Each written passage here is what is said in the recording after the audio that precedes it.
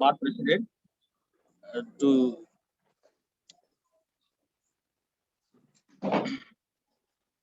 invite the participant and initiate the classes. I request board president to initiate. Thank you, sir. Good evening to all participants. On behalf of Tirupur District Court Lawyers Association, we are welcoming you all. We are conducting this program along with the Sukuna Academy. You know very well about Mr. Suresh. He has conducted so many programs. Accordingly, he has created so many judges and additional public prosecutors. One such person he is going to talk about the experiences on 21st July this month. Is Mr. P. Ramachandran. Sir, Ramachandran.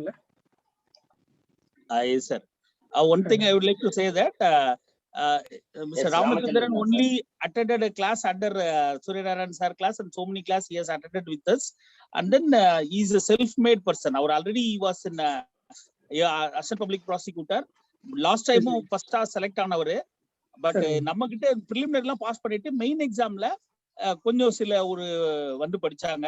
அதுல முக்கியமா சரி அந்த class நடக்கும்போது நிறைய விஷயங்கள் அவர்கிட்ட இருந்து கேட்டுக்குவோம். பார் president இன்னைக்கு உங்களுக்கு முன்னேற்ப கொடுத்துட்டாரு. இன்னும் அது போல இன்னும் நிறைய பேரை உங்களுக்கு நாங்க அழைச்சிட்டு வந்து பேசுறதுக்கு தயாரா இருக்கோம். கண்டிப்பா செய்வோம். கவர்மெண்ட் போஸ்ட் போறீங்களோ இல்லையோ, நம்ம சூரியநாராயணன் சார் எல்லாம் இருக்கும்போது நீங்க நல்ல பிராக்டிஸ்க்கு தயார்படுத்திக்கோங்க. கவர்மெண்ட் எக்ஸாம் மட்டும்தான் கிடையாது, இன்னும் நிறைய கேசஸ்ல உங்களுக்கு அட்வொகேட்டா நீங்க நல்ல பரிணமிக்கிறதுக்கு பல பரிமாணங்கள்ல நீங்க வக்கீல் தொழில பண்ணுவதற்கு இவங்க வந்து உங்களுக்கு மிகப்பெரிய அடித்தளம் பண்ணி கொடுக்குறாங்க. ஒரு பார் வந்து இந்த அளவுக்கு திருப்பூர் பார் அசோசியேஷன் செய்யறது எங்களுக்கு ரொம்ப ஒரு இனிஷியேட்டிவ். அவங்க கூட சேர்ந்ததுக்கு எங்களுக்கும் ரொம்ப சந்தோஷம். Board President may continue, please, sir. Thank you. Yes, sir. We are welcoming Mr. Surya, sir, guest speaker. Today's topic is Prevention of Corruption Act. So it is a continuation. Already, sir, வந்து பண்ணிருக்காரு, part முடிச்சிருக்காரு. So rest of the things today will continue. Welcome you, sir.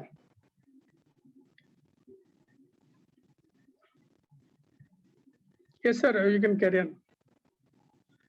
Time மியூட்ல இருக்கு sir, மியூட்ல இருக்கீங்க. Yes, sir. Yes, sir. Thank you, sir. Thank you, sir. Thank you, sir. Thank you, sir. Thank you, sir. Good evening, participants and office bearers of the Tirupur District Advocate Association and proprietor of the Space Law Academy. I thank one and all for giving this opportunity to share my knowledge as to the Prevention of Corruption Act among the advocates and the learned friends. We have already completed up to section 6. Today we start from section 7. Section 7 was substituted by Act 16 of 2018. By Act 16 of 2018, section 7 was substituted. 7 comes under chapter 3, offenses and penalties. Section 7, what it says, offense relating to public servant being bribed. So, ஒரு பொது ஊழியர் தொடர்பான குற்றங்கள் சம்பந்தமானது என்ன குற்றம்னு பார்த்தீங்கன்னா being bribed. So, the term being bribed is very important, whether it is a single act of offense or is a continuing offense. Being bribed-ங்கிறது literal meaning பார்த்தீங்கன்னா it is a continuing offense. So long as public servant is being bribed, it is a continuing offense. So section 468 and some and the related sections will not be attracted. Only the 472 CRPC will be attracted as against the section 7. What it says, section 7 என்ன சொல்லுதுன்னு பாருங்க. Any public servant who ஏல எதெல்லாம் classify பண்றாங்கன்னு பாருங்க. obtains or accepts or attempt to obtain from any person. So from any person include the public servant. So public servant obtain bribe from a public servant. Public servant obtain bribe from non-public servant. ரெண்டுமே இங்க cover ஆகுது section 7ல ஏல. So obtain, accepts, attempt to obtain from any person on undue advantage. தகாத அனுகூலம் என்பது தமிழ் வார்த்தை. undue advantage எதற்கு? with the intention to perform or cause performance of public duty improperly or dishonestly. ஒரு பொது கடமையை ஒரு பொது ஊழியர் செய்வதில் முறையற்ற முறையில் செய்வதற்கு அல்லது நேர்மையற்ற முறையில் அந்த பணியை செய்வதற்கு, அந்த கடமையை செய்வதற்கு, or to forbear or cause forbearance to perform such duty, அல்லது அந்த கடமையை செய்ய விடாமல் தடுப்பதற்கு, either by himself or by another public servant. So section 7A deals with offense relating to public servant, offense committed by a public servant, offense committed by a non-public servant. இந்த மூணு விஷயங்களும் நீங்க செக்ஷன் ஏல பார்க்கலாம். இப்போ what is mean by obtain? Literal meaning பார்க்கறத விட section 7க்கு அப்டைன்ங்கிறதுக்கு என்ன மீனிங் நம்ம பார்க்கிறோம். Obtain means some force is necessary. That is very important. Some force is necessary to receive the bribe. So ஏதோ ஒரு சக்தியை அவர் பயன்படுத்தணும், அந்த சக்தியை பயன்படுத்தின் மூலமாக அந்த பிரைப் அவர் அடையணும். So force is necessary means it implies demand. Demand இருக்கும். Demand இல்லைன்னு சொன்னா அப்டைன்ஸ்ங்கிற வார்த்தைக்கு மீனிங் இல்லாம போயிடும். So when there is no demand, there is no offense under section 7A. Next, accept. Accepts mean just receivable with consent or with approval. There is no force is necessary in case of accept. Accept பண்றதுல demand வேண்டியதில்லை. அப்டைன்ல மட்டும்தான் demand வேணும். So no demand is necessary in case of accepts. Next, undue advantage. Undue advance means தகாத அனுகூலம் என தமிழ்ல நம்ம பார்க்கலாம். ஸோ ஒரு பப்ளிக் சர்வன்ட் பப்ளிக் டியூட்டியில in discharge of which the state, what is mean by public duty, அது இந்த இடத்துல நம்ம கண்டிப்பாக பார்க்க வேண்டிய ஒரு விஷயம் தான். ஏன்னா பெர்ஃபார்ம் சச் டியூட்டின்னு சொல்லி கடைசியில் முடிப்பாங்க. ஸோ வாட் இஸ் பப்ளிக் டியூட்டின்னு பார்த்தீங்கன்னா, a duty in discharge of which the state, public or community at large has an interest. So இந்த பொது கடமையை நிறைவேற்றுவதில் அரசுக்கோ பொதுமக்களுக்கோ அல்ல ஒரு குறிப்பிட்ட பிரிவினருக்கோ அதில் நலன் இருக்க வேண்டும். அவ்வாறான ஒரு கடமையை செய்யும் பொழுது அதை செய்வதில் மீறுவதற்கு அல்லது செய்வதை தடுப்பதற்கு அல்லது முறையற்ற முறையில் செய்வதற்கு அல்லது முறையற்ற முறையில் செய்வதற்கான காரணிகளை உருவாக்குவதற்கு ஒரு பப்ளிக் சர்வன்ட் எப்பொழுது டிமாண்ட் பண்றாரோ, டிமாண்டின் மூலமா அக்செப்ட் பண்றாரோ அல்லது டிமாண்ட் இல்லாம அக்செப்ட் பண்றாரோ, ரெண்டுமே செக்ஷன் 7A பனிஷபிள் அஃபென்ஸாக மாறுது. அடுத்தது பாருங்க பி. பில அதே மாதிரி obtains or accepts or attempt to obtain and undue advance from any person as a reward. மேல சொல்லும் போது an undue advantage with the intention to perform the public duty or cause performance of public duty improperly or dishonestly.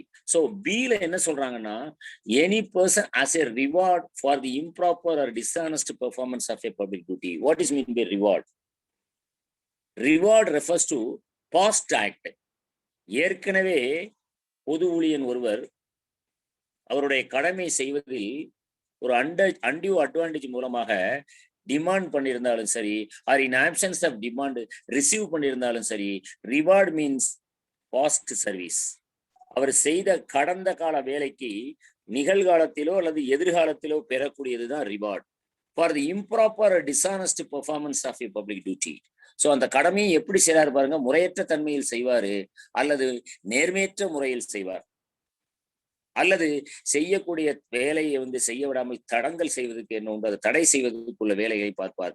Either by himself, அந்த public servant அவராகவே இந்த வேலைகள் எல்லாம் செய்வார், அல்லது அனதர் பப்ளிக் சர்வன்ட். ஸோ இந்த இடத்துல பாருங்க, ஒரு பப்ளிக் சர்வன்ட் இன்னொரு பப்ளிக் சர்வெண்ட்டுக்காக செயல்படுவார். மேல உள்ளதுல public servant and non public servant, பில public servant and another public servant, ரெண்டு வகையாக பிரிக்கிறாங்க. So as a reward means refers to past service இப்போ what is mean by reward அப்படின்னு ஒரு உங்களுக்கு கொஸ்டின் இருந்துச்சுன்னா, ரிவார்டு ரெஃபர்ஸ் டு பாஸ்ட் சர்வீஸ்ன்னு சொல்லணும். மோட்டிவ்னு ஒன்று இடத்துல பின்னாடி வருது. Motive refers to future act. மோட்டிவ்ங்கிறது நம்ம செக்ஷன் 8 இந்தியன் எவிடன்ஸ் ஆக்ட் உள்ள மோட்டிவோ இல்லை ஐபிசியில் உள்ள மோட்டிவோ அல்ல.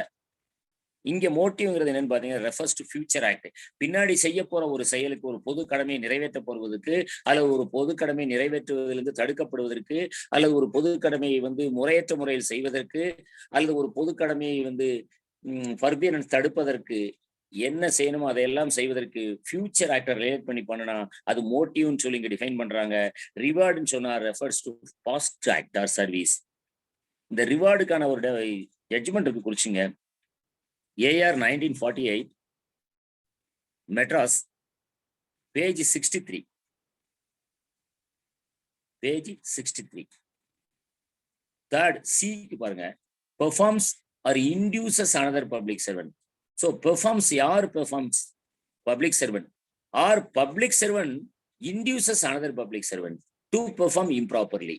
So ஒரு பொது ஊழியன் முன்னொரு பொது ஊழியனை அவர் செய்ய வேண்டிய பொது கடமையை முறையற்ற முறையில் செய்வதற்கு, or dishonestly a public duty, so நேர்மையற்ற முறையில் செய்வதற்கு, to forbear the performance of such duty in anticipation of, இதான் முக்கியமான வார்த்தை சீல, in anticipation of or in consequences of accepting an undue advantage from any person.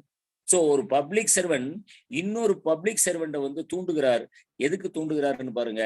உனக்கு இதை பண்ணினால், இந்த பணியை கடமையை இந்த மாதிரியாக செய்தால், நேர்மையற்ற முறையில் செய்தால் அல்லது முறையற்ற முறையில் செய்தால் உங்களுக்கு ஒரு எதிர்பார்ப்போடு அதை செய்ய வேண்டும்.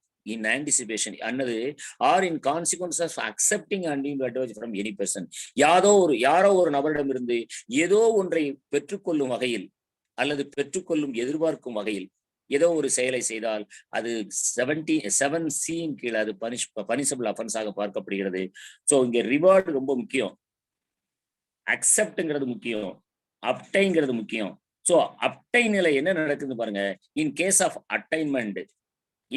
அப்டைன்மெண்ட் நான் முதல்ல உங்களுக்கு சொன்ன மாதிரி அப்டைன்மெண்ட் இருக்கும் பொழுது some force is necessary to receive the bribe, அது ஒண்ணு. அடுத்தது in case of obtainment initiative rest with, யார் அதுல தொடங்குறா, அந்த குற்றத்தை யார் தொடங்குறான்னு பாருங்க. In case of obtainment initiative rest with the person who receives a bribe. So அப்போ இங்க யார்கிட்ட இருந்து டிமாண்ட் போகுதுன்னு பாருங்க. In case of obtainment demand from the public servant, ஏன்னா அவர் தான் ரிசீவ் பண்ண போறாரு பிரைபை. So in case of obtainment initiative rest with the person who receive the bribe. So preceded by demand, obtainment preceded by demand. So முதல்ல ஒரு demand வந்தா மட்டும்தான் அங்க கொஸ்டின் ஆஃப் அப்டைன்மெண்ட்ங்கிறது ரைஸ் ஆகுது. But on the other hand அக்செப்ட்ல அப்படி இல்லை. In case of acceptance initiative யார்கிட்ட இருந்து இனிஷியேட் ஆகுது அந்த கிரைம் அப்படின்னு பாத்தீங்கன்னா, initiative rest with person who gives a bribe. ரிசீவ்ல ஆஃபர் இருக்கும், அப்டைன்மெண்ட்ல டிமாண்ட் இருக்கும். அதுதான் preceded by the அப்டைன்மெண்ட். So offer preceded by demand, preceded by obtainment. அக்செப்ட்ல preceded by offer but not demand. So ஒரு பப்ளிக் சர்வெண்ட் அவராக முயற்சி செய்து பிரைப் வாங்கினாலும் குற்றம், யாரோ ஒருவர் அவருக்கு கொடுப்பதற்கு அவர் அதை ஆஃபர் கொடுத்தால் அதை சம்மதத்தின் பேரில் வாங்கி கொண்டாலும் குற்றம். நான் இதுல டிமாண்ட் பண்ணல, அவராகத்தான் கொடுத்தார் என்ற ஒரு ப்ளீ எடுக்க முடியாது. ஸோ எந்த வகையில பார்த்தாலும் பிரைப் என்பது அப்டைன்மெண்டாக இருந்தாலும் சரி, ரிசீவாக இருந்தாலும் சரி, is an offence punishable in section 7 the prevention of corruption act. இதுதான் செக்ஷன் 7A to C சொல்றாங்க. இப்ப C பாத்தீங்கன்னா இன்னொரு முக்கியமான விஷயம், public servant as an abettor. ஏன்னு பாருங்க, performs or induces another public servant. So மேல உள்ளது எல்லாமே பிரின்சிபல் அஃபெண்டராகவும் பில அப்பட்டாராகவும் வருவாங்க. அதே போல சில பாத்தீங்கன்னா public servant as abettor as well as principal offender.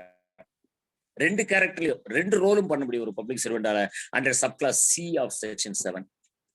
இந்த மூன்று கேட்டகரியில வர்றவங்க punishable with a term which may be shall not be less than 3 years but which may be extended to 7 years and shall also be liable to fine.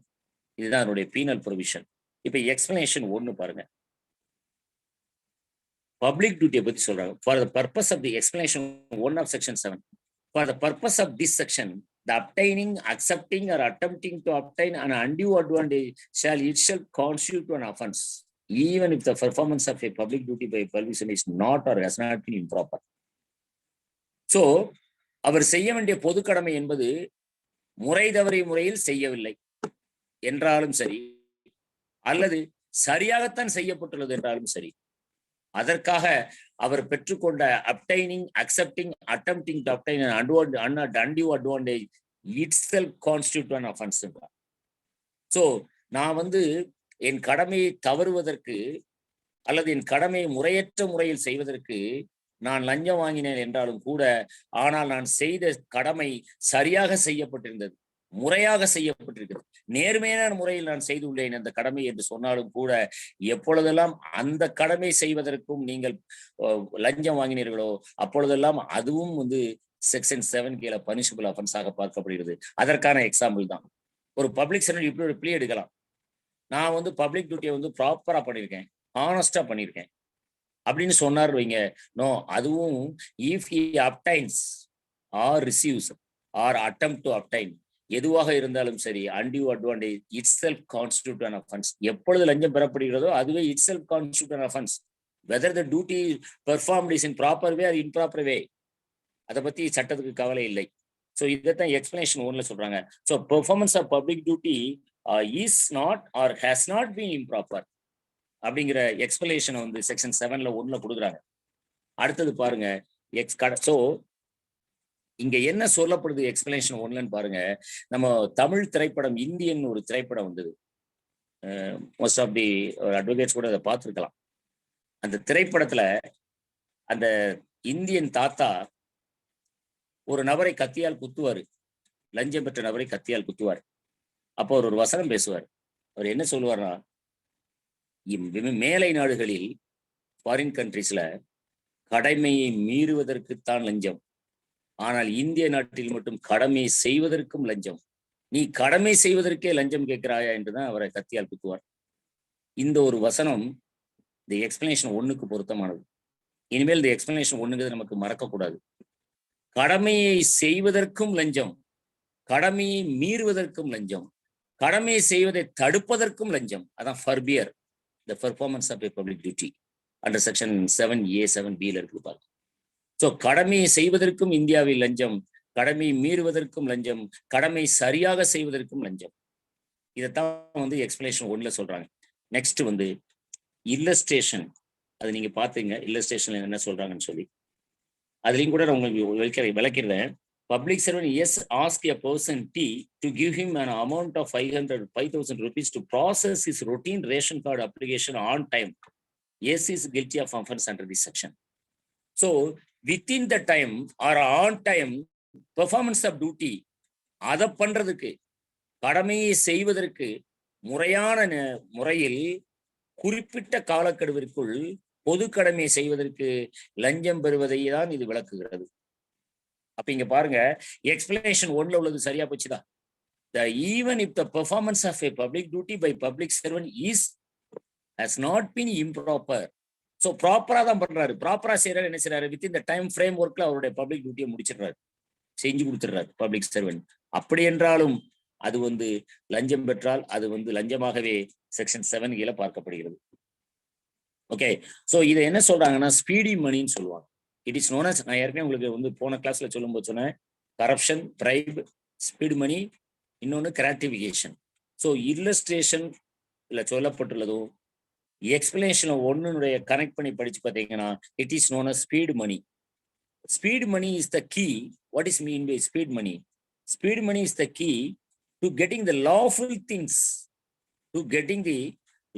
things, done in good time or within a time or on time. So குறிப்பிட்ட நேரத்தில் அந்த பணியை செய்து கொடுப்பதற்கு அது ஏற்கனவே ரூல்ஸ்ல frame பண்ணியிருக்கோம். Within 3 monthsல இந்த கான்ட்ராக்டை நீங்க கம்ப்ளீட் பண்ணணும்னு சொல்லி இருக்கும், அல்லது டெண்டர் 3 monthsல நீங்க விட்டுறணும் அப்படின்னு சொல்லி இருக்கும் டிபார்ட்மெண்ட்ல. அந்த ரூல் படியே ஸ்டிபுலேட்டட் டயத்துக்குள்ளேயே அந்த டெண்டரை விடுறதுக்கு இவர் என்ன பண்ணுவாருன்னா லஞ்சம் வாங்குவார். ஸோ ப்ராப்பரா தான் பண்றாரு, இன் டைம்ல தான் பண்றாரு. இருந்த போதும் it is known as speed money. So speed money is the key to getting lawful things done in good time. அதுக்கு ஒரு இம்பார்ட்டன்ட் ஜட்ஜ்மெண்ட் குறிச்சிங்க. Som Prakash, SOM. Som Prakash versus State of Delhi. AR 1974 Supreme Court 989. So speed money is also receiving or obtaining speed money is also an offense under section 7 illustration. Okay. இதோட இன்னொன்னு சேர்த்து பார்த்துக்கலாம். இப்போ ஒரு prevention of corruption ஆக்ட்ல 7ல ஒருத்தரை charge பண்றாங்க. அவர் அந்த charge வந்து நாட் ப்ரூவ்னு சொல்லி ஹி இஸ் நாட் கில்ட்டின்னு சொல்லி அக்யூட்டல் பண்ணிடுறாங்க. பட் அவர் மேல ஒரு டிபார்ட்மெண்டல் என்கொயரி இருக்குது. ஸோ அந்த டிபார்ட்மெண்டல் என்கொயரியை கண்டக்ட் பண்ணி கம்ப்ளீட் பண்ணி அதில் ஒரு ஃபைண்டிங் கொடுக்கலாமா அப்படின்னு சொன்னா that is different thing. So the doctrine of double jeopardy will not be applicable even though the accused is acquitted under section 7 of the Prevention of Corruption Act or any other offenses under the Prevention of Corruption Act, but at the same time he is liable to be charged in his departmental inquiry. So it does not attract the doctrine of double jeopardy. அதுக்கு ஒரு judgement குறிச்சுங்க. S Mahadeva Swamy versus State of Karnataka 2017 Part 3 Crimes, page 187. Page 187.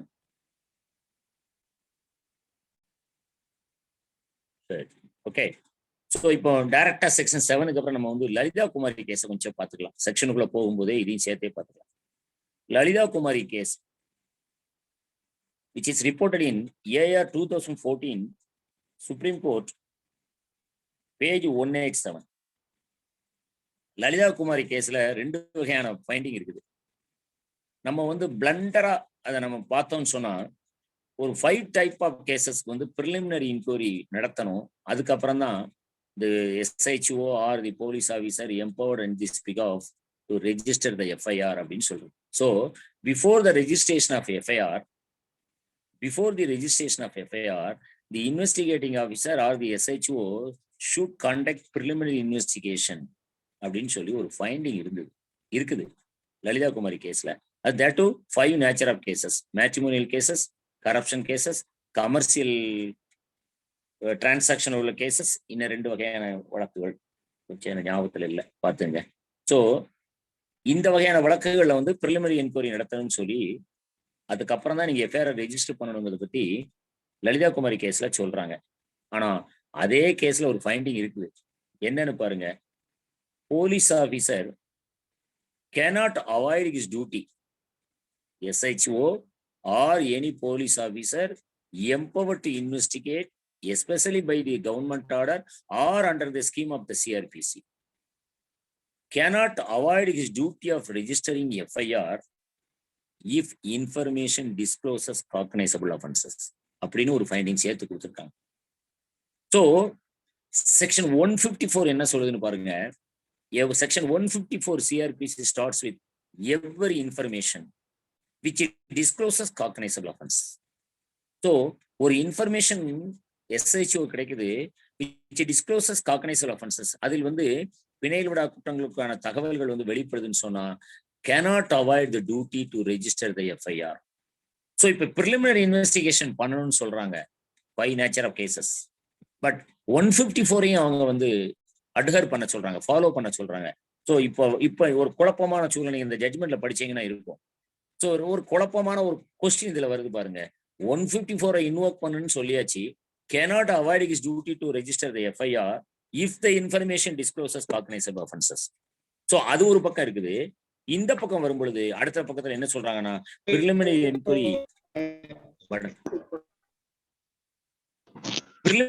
என்கொயரியை conduct பண்ணுங்க இந்த nature of கேசஸ்ன்னு சொல்றாங்க. So அப்போ vigilance கேசஸ்ல எல்லாம் வந்து preliminary enquiry conduct பண்ணி தான் எஃப்ஐஆர் ரெஜிஸ்டர் பண்ணணுமா, or the information discloses a cognizable offence without waiting for preliminary enquiry the SHO can register the FIR or not. Lalitha Kumari கேஸ்லயே 2 வகையான இன்டர்பிரேஷன்லயும் ஒரு பிரச்சனை இருக்கு. பட் நம்மளுடைய அண்டர்ஸ்டாண்டிங்ல தான் அதுக்கான ஆன்சரை நம்ம எடுத்துக்க முடியும். என்ன சொல்றாங்க கேட்டீங்கன்னா, இந்த ப்ரிலிமினரி என்கொயரின்னு ஒண்ணு கொடுத்தாங்க இல்லையா இந்த 5 நேச்சர் ஆஃப் கேசஸ்ல, அதனுடைய ஸ்கோப்பை பத்தி அதிலே சொல்றாங்க. The scope of preliminary inquiry is not to the scope of preliminary inquiry is not to verify the veracity or otherwise of the information. Preliminary enquiry எதுக்கு நடத்தக்கூடாதுன்னு சொன்னீங்கன்னா, அந்த தகவலில் வந்து உண்மை இருக்குதா அப்படிங்கிறத பத்தி நீங்க வந்து விசாரணை செய்வது பிரிலிமினரி என்கொயரி பண்ணக்கூடாது. But only to ascertain. Preliminary என்கொயரியை வந்து எவ்வளவு நேரோவா கொண்டு கன்ஃபைன் பண்றாங்க பாருங்க லலிதாகுமாரி கேசஸ்ல. அதுல நம்மளுடைய அண்டர்ஸ்டாண்டிங் தான் இது தவறுதலாக நம்ம புரிந்து கொண்டே இருக்கிறோம். ஈவன் எல்லா போலீஸ் ஆஃபீஸரும் இது தவறுதலாக புரியக்கூடிய விஷயமாக தான் பார்க்கப்படுது நடைமுறையில். Preliminary enquiry is not to verify the veracity of the information. So கொடுக்கப்பட்ட தகவல் உண்மைத்தன்மை வாய்ந்ததா என்பதை விசாரணை செய்வதற்கல்ல preliminary enquiry, but to ascertain whether the information reveals any cognizable offences. Lalitha Kumari கேஸ்ல ஒழுங்காகத்தான் அந்த ஃபைண்டிங் கொடுத்திருக்காங்க.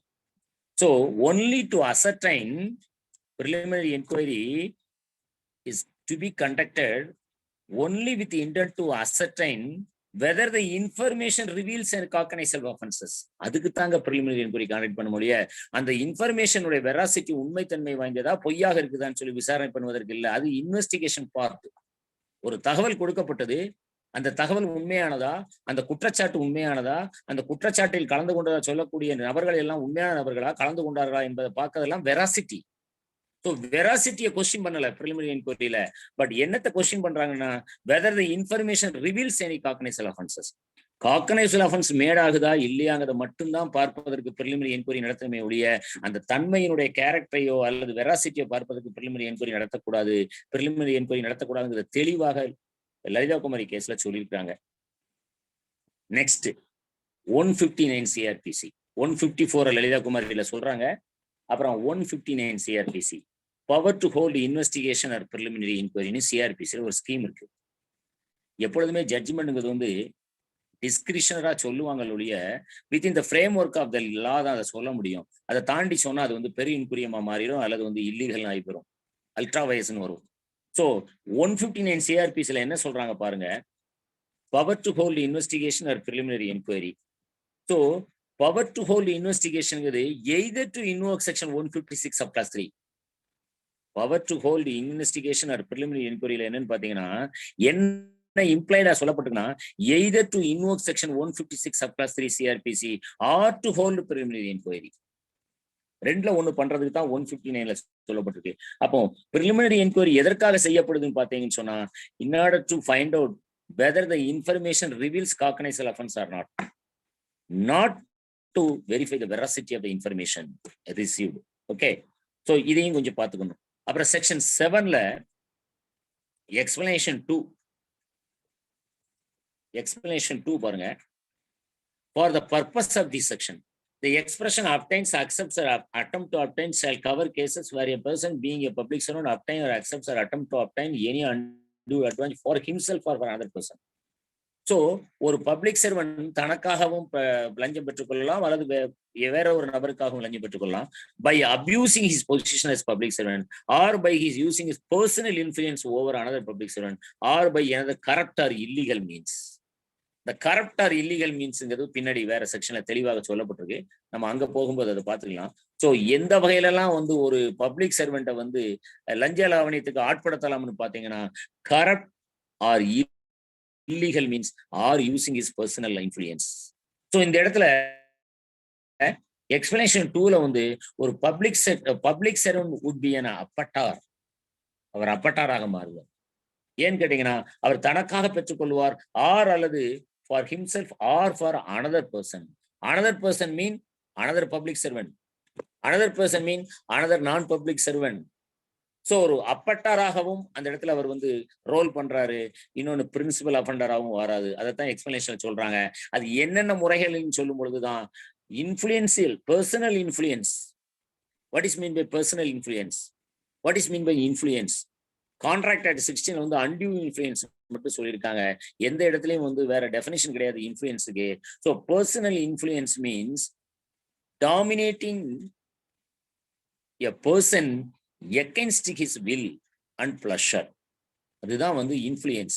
எ person dominating against another or upon another against his will, against the latter. ஒருவர் வந்து தன்னுடைய விருப்பத்தை இன்னொருத்தர் மேல திணிக்கிறாரு, அதுவும் வந்து டாமினேட் பண்ணி திணிக்கிறாருன்னு சொன்னா அவருக்கு விருப்பத்துக்கு எதிராக செய்யக்கூடிய செயலாக பார்க்கப்படுகிறது. அதுதான் using his personal influence. So 3 type of method இருக்கு இதுல. எதெல்லாம் பாருங்க. ஒண்ணு வந்து abusing his position by using his personal influence by any other corrupt or illegal means. இந்த எந்த வகையில நீங்க இது ஏன்னா பின்னாடி அவங்க வந்து டிஃபென்ஸ் எடுக்கிறதுக்கு நிறைய வாய்ப்புகள் உண்டு பப்ளிக் சர்வெண்ட்டுக்கு. ஸோ என்னோட பர்சனல் இன்ஃப்ளூயன்ஸ்ல நான் வந்து அவர் கொடுத்தாரு அதை நான் வாங்கிக்கிட்டேன் அப்படின்லாம் சொல்லக்கூடாது. ஸோ கரப்ட் மீன்ஸா இருந்தாலும் சரி, இல்லீகல் மீன்ஸா இருந்தாலும் சரி, பர்சனல் இன்ஃப்ளூயன்ஸ் பண்ணாலும் சரி, எதுவாக இருந்தாலும் சரி, way in which method in which or method under which bribe எப்படிப்பட்டிருந்தாலும் பிரச்சனை இல்லை, எல்லாமே அஃபென்ஸ் ஆக பார்க்கப்படுது. அதுதான் எக்ஸ்பிளனேஷன் 2ல இருக்கு. அப்புறம் எக்ஸ்பிளனேஷன் 2னுடைய சப்கிளாஸ் 1க்கு அப்புறம் 2 பாருங்க. It shall B immaterial. ஆரம்பமே அப்படித்தான். Shall be immaterial whether such a person being a public servant obtains, accepts or attempt to obtain the undue advantage directly or through a third party. So third பார்ட்டின்னு வரும்போது இங்க யார் வரான்னு பாருங்க. Tout வருவாங்க. TOUT tout or intermediary or brokers. So யார் மூலமாக பெற்றிருந்தாலும் சரி, அது யார் மூலமாக பெற்றான் என்பது இம்மெட்டீரியல், முக்கியத்துவம் வாய்ந்ததல்ல. பட் பெற்றதுதான். Obtain, receives or attempt to obtain, எதுவாக இருந்தாலும் சரி, யார் மூலம் பெற்றிருந்தாலும் சரி, நேரடியாக பெற்றிருந்தாலும் சரி, அல்லது இடைத்தரகர்கள் மூலம் பெற்றிருந்தாலும் சரி. இந்த இடத்துல இடைத்தரகர் ஏன் சேர்க்கிறாங்கன்னா, இடைத்தரகர்கள் வந்து செக்ஷன் 7ல வந்து அஃபெண்டரா வருவாங்க. அதனாலதான் அவங்க எக்ஸ்பிளனேஷன் கிளாஸ் சப்கிளாஸ் 2ல வந்து அப்படி சொல்லிடுறாங்க. தேர்ட் பார்ட்டி மூலமாக பெற்றிருந்தாலும் நிச்சயமாக அதுவும் வந்து லஞ்சமாகத்தான் பார்க்கப்படுகிறது. இதுதான் செக்ஷன் 7. அப்புறம் 7A. 7 க்ளோஸ் பண்ணலாமா? 7A போலாமா? 7ல டவுட் இருக்கா பார்ட்டிசிபென்ட்ஸ்? ஓகே. 7 கேபிட்டல் சார் ஒரு சின்ன டவுட். இப்போ வந்து நம்ம சொல்லுங்க. ஒரு பப்ளிக் சர்வெண்ட்டை வந்து அவங்க வந்து ஃபோர்ஸ் பண்ணி threaten out of threat or something ஒரு ஒர்க்கை செய்ய வைக்கிறாங்க அப்படின்னா அதுக்கு வந்து இது பொருந்துமா? They have not receiving anything but threat. உங்களுக்கு த்ரெட்டனிங் இருந்தது, த்ரெட்டனிங்னால அதை வந்து பிரைப்பை வாங்கிக்கிட்டேன் டிஃபென்ஸ் எடுக்கலாமான்னு கேட்குறீங்க. இல்ல பிரைப் வாங்காம த்ரெட்னால அந்த வேலையை செஞ்சிடுறது, சம் பப்ளிக் ஒர்க்கை செய்யறதோ செய்யாம போறதோ, ஃபார்பியரன்ஸ் ஆஃப் த ஒர்க்கோ அந்த மாதிரி. கன்சிடரேஷன் கட்டாயம் இல்லை. பிரைபுக்கு வந்து கன்சிடரேஷன் கட்டாயம் இல்லை. ஓகே. அப்போ what is a legal duty upon such a public servant? அவர் என்ன பண்ணிருக்கணும்? as a honest man அவர் என்ன பண்ணிருக்கணும்? பின்னாடி சில செக்ஷன்ஸ்ல அது வருது. கமர்ஷியல் ஆர்கனைசேஷன் பத்தி சொல்லும் பொழுது அதெல்லாம் அங்க சொல்றாங்க. ஸோ உங்களை த்ரெட்டன் பண்ணாங்க, அதனால அந்த வேலையை செஞ்சு கொடுத்தேன். Whether it is proper or improper way, எதன் மூலமா செஞ்சீங்க, whether it is in time or after the lapse of particular period, இதெல்லாம் வச்சு பார்க்கும்பொழுது உங்களுடைய கான்டாக்ட் இதுல முக்கியமானது. What is a legal obligation or legal duty upon the public servant when the threats comes from the external force? நீங்க என்ன பண்ணிருக்கணும்? இந்த ப்ளீ நீங்க எடுக்கிறீங்கன்னா அதுக்கு முன்னாடி நீங்க என்ன செஞ்சிருக்கணும்? லா என்ஃபோர்ஸ்மெண்ட் அத்தாரிட்டின்னு ஒண்ணு இருக்குது, ஆர் இன்வெஸ்டிகேட்டிங் ஆஃபீஸர் ஒருத்தர் இருக்கிறாரு. அங்க நீங்க கம்ப்ளைண்ட் கொடுத்துருக்கணுமா வேண்டாமா?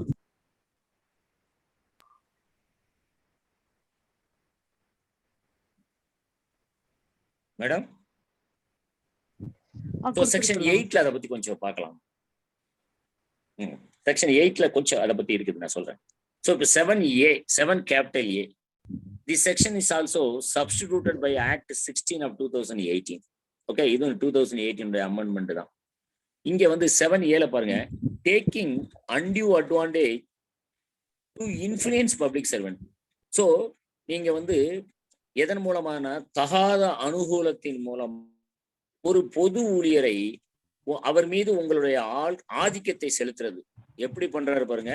Taking undue advantage to influence public servant by corrupt or illegal means or by exercise of personal influence. அங்க கொடுத்தாங்க பாருங்க செக்ஷன் 7 இல்லஸ்ட்ரேஷனுக்கு அப்புறம் செக்ஷன் 7 உடைய செகண்ட் எக்ஸ்பிளனேஷன்ல பாருங்க அது இருக்குது. என்ன மீன்ஸ் அண்ட் மோட்ஸ்ல எல்லாம் வந்து பிரைப் வாங்கலாங்கிறது இங்கேயும் சொல்லப்படுது 7A. ஸோ ஒரு பப்ளிக் சர்வெண்ட்டை வந்து இன்ஃப்ளூயன்ஸ் பண்றீங்க. எதன் மூலமாக இன்ஃப்ளூயன்ஸ் பண்றீங்கன்னா corrupt means or illegal means or by illegal means என்ன வருது? த்ரெட்டனிங் கூட இல்லீகல் மீன்ஸ் தான். So or by exercise of personal influence. இந்த 3 வழிகளில வந்து ஒரு பப்ளிக் சர்வெண்ட்டை இன்ஃப்ளூயன்ஸ் பண்ணீங்கன்னா இது யார் பண்ணுவாங்கன்னு பாத்தீங்கன்னா பொதுவாக நான் பப்ளிக் சர்வெண்ட் தான் பண்ணுவாங்க. So section 7A most probably attracts நான் பப்ளிக் சர்வெண்ட். பப்ளிக் சர்வெண்ட்டும் வருவாங்க, ரொம்ப ரேரா இருக்கும். இந்த 7A அமெண்ட்மெண்ட் கொண்டு வந்ததே ஏன்னு கேட்டீங்கன்னா இந்த நான் பப்ளிக் சர்வெண்ட்டை வந்து கிரைமுக்குள்ள கொண்டே வர முடியல, ரொம்ப கஷ்டமா இருந்திருக்கு பிஃபோர் த அமெண்ட்மெண்ட். ஸோ நான் பப்ளிக் சர்வனுடைய இன்வால்மெண்ட் கரப்ஷன் ஏரியால ரொம்ப அதிகமாக இருந்ததுனால அவங்களையும் எப்படியாவது அவங்களுடைய குற்றத்துக்கு வந்து சட்டத்துக்கு உட்பட வைக்கணும்னு சொல்லிட்டு தான் இந்த அமெண்ட்மெண்ட் செக்ஷன் 7A. எந்த மாதிரி பண்றாங்க பாருங்க. whoever accepts, whoever means public servant, non-public servant, or obtains or attempt to obtain from any person for himself or for any other person any undue advantage as a motive or reward. இதைத்தான் சொன்னேன். Past service, future act, எதுக்கானாலும் சரி, நீங்க செய்து முடித்த வேலைக்கு பணம் வாங்கினாலும் bribe வாங்கினாலும் குற்றம், செய்ய போற பணிகளுக்கு செய்ய போற செயலுக்கு பணம் வாங்கினாலும் குற்றம். அதனாலதான் as a motive or a reward, இந்த இடத்துல மோட்டிவ் ரிவார்டுக்கு நம்ம முதல்ல சொன்ன மீனிங் அப்படியே ஆப்டா வச்சுங்க. To induce a public servant by corrupt or illegal means or by exercise of his personal influence to perform or cause to be performance of a public duty improperly or dishonestly. எல்லாமே செக்ஷன் 7ல இருந்து அப்படியே எடுத்துட்டு வந்துருவாங்க. To forbear or to cause to forbear such public duty by such public servant by another public servant. So இங்க என்ன நடக்குது பாருங்க. ஒரு பப்ளிக் சர்வெண்ட் இன்னொரு பப்ளிக் சர்வெண்டை இன்ஃப்ளூயன்ஸ் பண்ணுவாரு. எந்த means? Corrupt means, illegal means. நீங்க இந்த வேலையை செய்து முடிக்கலன்னு சொன்னா உங்களை வந்து டிபார்ட்மெண்டல் ஆக்ஷன் ஏற்கனவே உங்க மேல பெண்டிங் இருக்கு, உங்க மேல ஒரு சார்ஜ் பெண்டிங் இருக்கு, சார்ஜ் ப்ரூவ்டு எழுதிடுவேன் அப்படின்னு சொல்லி பர்சன் இன் அத்தாரிட்டி சொல்லுவார். So illegal means by exercise of personal influence or by corrupt means. அப்போ ஒரு public servant as an appointed another public servant, ஒரு non public servant as an appoint the public servant to do something, to perform some public duty in respect of which there are 3 methods are used by the offender, either as appointed or by the principal offender. யாராகவும் இருக்கலாம், public சர்வெண்டா இருக்கலாம், நான் public சர்வெண்டா இருக்கலாம். அப்படிங்கிற வகையில பார்க்கும்போது 3 வகையாக பயன்படுத்தாங்க. there are 3 ways to influence the public servant by taking of undue advantage. One is corrupt means, another one is illegal means, third one is exercise of personal influence. இந்த section 7A பத்தி நல்லா discuss பண்ற ஒரு judgment குறிச்சிங்க. US Kumar versus state of Andhra Pradesh. US Kumar versus state of Andhra Pradesh 2002 Part 1 Andhra law times ALT criminal பிராக்கெட்ல போட்டுங்க, page 44 பிராக்கெட்ல Andhra Pradesh AP. So section 7A வந்து நான் பப்ளிக் சர்வெண்ட் அப்பட்டாராக வருவாரு, பப்ளிக் சர்வெண்ட் அப்பட்டாக வருவாரு, பப்ளிக் சர்வெண்ட் பிரின்சிபல் அஃபண்டராக வருவாரு. ஓகே. ஸோ இப்போ இதுல ஒரு முக்கியமான விஷயம் என்னன்னு பாருங்க. செக்ஷன் 306 IPC நம்மகிட்ட ஒரு செக்ஷன் இருக்கு. ஐபிசில abetment to commit suicide. Section 306ல என்ன சொல்றாங்கன்னா, ஒருவர் தற்கொலை செய்வதற்கு இன்னொருவர் தூண்டுறார் அல்லது உடந்தையாக இருந்தார். அப்பார்ட்மெண்ட் மீன்ஸ் ரெண்டுமே நீங்க மீனிங் எடுத்துக்கலாம். Apartment by instigation. Okay. So instigate other to commit suicide R அப்பட்டட் to commit suicide. உடந்தையாகவும் இருக்கலாம், தூண்டவும் செய்யலாம். ஸோ அது 306 ஐபிசில இருக்கு. இங்க செக்ஷன் 7A என்ன இருக்கு பாருங்க. அதோட இன்னொரு என்லார்ஜ்டு வியூ கொடுக்குறாங்க. என்னன்னு கேட்டீங்கன்னா, அப்பார்ட்மெண்ட் டு கமிட் அஃபென்ஸ். அங்கே ஒரே அப்பார்ட்மெண்ட் தான் 306ல, அப்பார்ட்மெண்ட் டு கமிட் சூசைட்.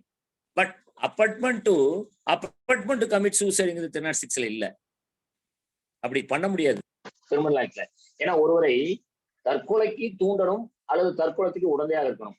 தற்கொலைக்கு தூண்டுவதற்கு ஒருத்தரை தூண்ட முடியுமா அப்படிங்கிற கொஸ்டின் 306ல வரும். அதுக்கு ஜட்மெண்ட்ஸ் எல்லாம் இருக்குது, பட் அது என் கையில இல்ல. ஸோ இங்க செக்ஷன் 7A பொறுத்தளவுல apartment to commit the offence அப்படின்னு அதை கிளாசிஃபை பண்றாங்க. ஒரு இன்ட்ரெஸ்டிங்கான ஒரு செக்ஷன் இது. நீங்க 306 இதையும் சேர்த்து படிங்க, அதுல உங்களுக்கு ஏதாவது ஒரு மீனிங் புரிய ஆரம்பிக்கும். ஓகே. அடுத்தது வந்து செக்ஷன் 8. இது வந்து பாருங்க, offence relating to bribing of a public servant. Public சர்வெண்ட்டுக்கு லஞ்சம் கொடுப்பது தொடர்பான குற்றம். பப்ளிக் சர்வெண்ட்டுக்கு லஞ்சம் யாரெல்லாம் கொடுப்பா? யாரெல்லாம் கொடுக்குறாங்க பின்னால சொல்றாங்க பாருங்க. Any person includes public servant always. இருந்த போதிலும் செக்ஷன் 8 சப்கிளாஸ் 1 and 2 என்ன சொல்றான்னு பாத்துங்க. Any person who gives or promises to give an undue advantage to another person or persons. So தகாத அனுகூலத்தின் மூலமாக மற்றொரு நபரை அல்லது மற்ற நபர்களை என்ன intention, with intention to induce a public servant to perform improperly a public duty.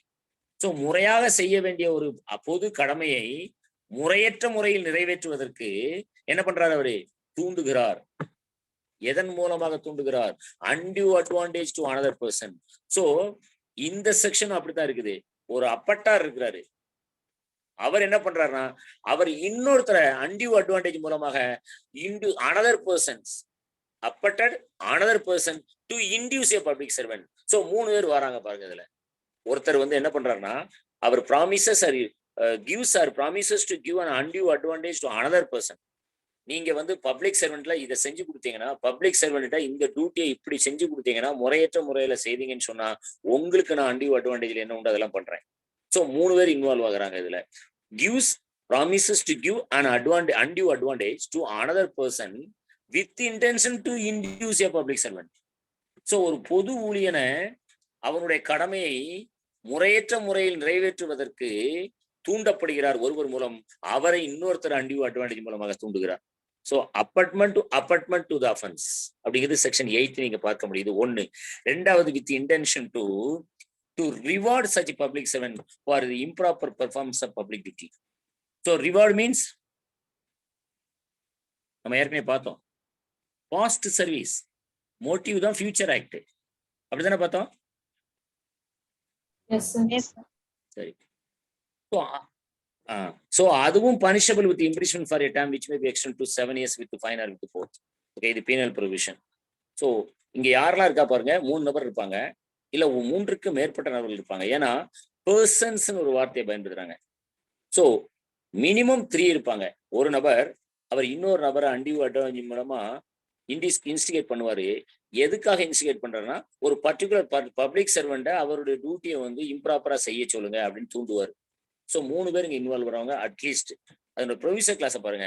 Provided that the provisions of this section shall not apply where a person is compelled to give such an undue advantage. உங்களுடைய compulsion இங்க வருது. Compulsion த்ரெட்டனிங்கா கூட இருக்கலாம். Section 8ல compel பண்ணாங்க, அதனால அந்த undue advantage மூலமா compel பண்ணது காரணத்தினால நான் இதை செய்தேன்னு சொன்னா இந்த section shall not apply. But அது ஒரு பெரிய நீங்க டிஃபென்ஸா எடுக்க முடியாது. அதற்கு அடுத்த செக் ப்ரொவிஷன் கிளாஸ்ல பாருங்க. ஃபர்ஸ்ட் ப்ரொவிஷனுக்கு ஒரு செக் கொடுத்தான், ஒரு செக் வச்சுட்டாங்க. என்ன வச்சிருக்காங்க பாருங்க, செகண்ட் ப்ரொவிஷன்ல ப்ரொவைடட் ஃபர்தர் தட். ஸோ ஃபர்தர்னு வந்துட்டுனாலே இந்த ப்ரொவிஷன் கிளாஸ் ஏர்லியர் ப்ரொவிஷன் கிளாஸினுடைய எக்ஸப்ஷனாகத்தான் இருக்கும். So further that the person so compelled, அப்படி நிர்பந்தப்படுத்துறாங்கன்னு வைங்க, கட்டாயப்படுத்துறாங்கன்னு வைங்க, shall report the matter to the law enforcement authority or the investigating agency. 2 forum இருக்கு உங்களுக்கு. என்ன த்ரெட்டன் பண்ணாங்க, நான் த்ரெட்டனிங் காரணமாக தான் அன்டியூ அட்வான்டேஜ் காரணமாக அந்த வேலையை இம்ப்ராப்பரா செஞ்சேன், இல்லை ப்ராப்பரா செஞ்சேன், ஆனால் ஆன் டைம் செஞ்சேன் அப்படின்னு சொல்லி நீங்க ஃபீல் பண்ணிட்டீங்கன்னா நீங்க என்ன பண்ணணும், it's a legal application upon the public servant to inform the matter to the law enforcement authority or the investigating agency. What is the difference between the law enforcement authority and the investigating agency? யாரோ ஒருத்தர் நீங்க முறையிட்டு இருக்கணும். எவ்வளவு நாள்னு பாருங்க, within a period of 7 days from the date of giving such an undue advantage. 7 நாளைக்கு நீங்க ரிப்போர்ட் பண்ணலன்னு சொன்னா you are also perform the duty dishonestly or in improper way or on for ready money. ஏதோ ஒரு காரணத்துல நீங்க செஞ்சிருக்க முடியும், அந்த டிஃபென்ஸ் நீங்க எடுக்க முடியாது. ஸோ உங்களுக்கு ஒரு லீகல் ஆப்ளிகேஷன் எப்பொழுதுமே பப்ளிக் சர்வெண்ட்டுக்கு இருக்குது. அன்டியூ அட்வான்டேஜாக இருந்தாலும் சரி, த்ரெட்டனிங்கா இருந்தாலும் சரி, கம்பலா இருந்தாலும் சரி, நீங்க என்ன பண்ணணும்னு கேட்டீங்கன்னா, it should inform the matter to the law enforcement authority or the investigating agency. What is mean by law enforcing authority and the investigating agency? What is the difference? law enforcement authorityயும் investigating agencyயும் ஒண்ணுதான், ரெண்டும் ஒரே part தான், ஒரே police தான். But ஒரு இடத்துல அவங்க லா enforcement agency, another one is investigating agency. எப்ப லா என்ஃபோர்ஸ்மெண்ட் அத்தாரிட்டின்னு பாத்தீங்கன்னா, before the registration of FIR the vigilance police is called as law enforcement authority. Investigating agency எப்பன்னு பாத்தீங்கன்னா after registration of the FIR. இந்த ரெண்டு வகையில ஏதோ ஒரு இடத்துல நீங்க வந்து கண்டிப்பாக அந்த கம்பல்சன் இருந்துச்சு, த்ரெட் இருந்துன்னு சொன்னா நீங்க இன்ஃபார்ம் பண்ணிருக்கணும். ஸோ இது எதை மாதிரி இருக்குன்னு பாருங்க. Section 149 and 150 CrPC. செக்ஷன் 149 150 சிஆர்பிசில ப்ரிவென்ஷன் இஸ் பெட்டர் தன் கியூர்ங்கிற கான்செப்ட்ல ரெண்டு இன்ஃபர்மேஷன் இருக்கு. 149ல ஒரு இன்ஃபர்மேஷன் இருக்கு, 150ல ஒரு இன்ஃபர்மேஷன் இருக்கு, 154 ஒரு இன்ஃபர்மேஷன் இருக்கு, 155 ஒரு இன்ஃபர்மேஷன் இருக்கு சிஆர்பிசில. All the informations are travelling in different directions. வெவ்வேறு ஸ்பியர்ல இயங்கக்கூடிய வார்த்தைகள் அவங்க பார்க்கறதுக்கு தான் இன்ஃபர்மேஷன். ஸோ 149ல இருக்கிற இன்ஃபர்மேஷனும் 150ல இருக்கிற இன்ஃபர்மேஷன் சிஆர்பிசில என்ன சொல்லப்பட்டிருக்கோ அதே மாதிரி இந்த இடத்துல லா என்ஃபோர்ஸ்மெண்ட் அத்தாரிட்டிலையும் இன்வெஸ்டிகேட் ஏஜென்சிலையும் இந்த மேட்டர் வந்து நீங்க ரிப்போர்ட் பண்ணணும், அந்த இன்ஃபர்மேஷன் அங்க கொடுக்கணும். இது ப்ரொவிசர் கிளாஸ் 2. தேர்ட் ப்ரொவிசர் பாருங்க, ப்ரொவைடட் ஆல்சோ தட். ஆல்சோ வந்துட்டாங்க. ஸோ ஆல்சோங்கிறத நீங்க ஃபர்ஸ்ட் ப்ரொவிசர் செகண்ட் ப்ரொவிசர் ரெண்டுமே கூட எடுத்துக்கலாம். Provided also that when the offense under this section has been committed by commercial organizations, such commercial organizations shall be punishable with fine. இது ரொம்ப ஃபைனா என்கிராப்ட் பண்ணிருக்காங்க. என்னன்னு பாருங்க, கமர்ஷியல் ஆர்கனைசேஷன் மட்டும் விஜிலன்ஸ் பிரைப் கேஸ்ல மாட்டிக்கிட்டாங்கன்னா அவங்களை ஃபைன் போட்டு விட்டுறணும். ஏன்னா எம்என்சி கம்பெனி எல்லாம் வரும் இந்தியாவுக்குள்ள. இந்த எம்என்சி கம்பெனி எல்லாம் எப்படி காப்பாத்துறது? ஸோ அவங்களுக்கு ஃபைன் மட்டும் போட்டு விட்டுறலாம். இதே இது நெகோஷியபிள் இன்ஸ்ட்ருமெண்ட் ஒரு கமர்ஷியல் ஆர்கனைசேஷன் ஒரு தவறு பண்ணிச்சுன்னா டைரக்டர்ஸ் லயபிள்ங்கிறான். Principles of alter ego. Alter ego principle ஒரு பிரின்சிபல் இருக்குல்ல, அதன்படி யாரெல்லாம் டைரக்டரோ அவரெல்லாம் கம்பெனிக்கு எப்பெல்லாம் அஃபென்ஸ் கமிட் பண்ணிச்சோ அதுக்கு டைரக்டர்ஸ் லயபிள் ஆகுறாங்க. அதுக்கு பேர் பிரின்சிபிள்ஸ் ஆஃப் ஆல்டர் ஈகோ. எப்பெல்லாம் டைரக்டர்ஸ் வந்து அஃபென்ஸ்ல கமிட் பண்ணிருக்காங்களோ அப்பெல்லாம் கம்பெனிக்கு வந்து அது அஃபென்ஸாக பார்க்கப்படாது.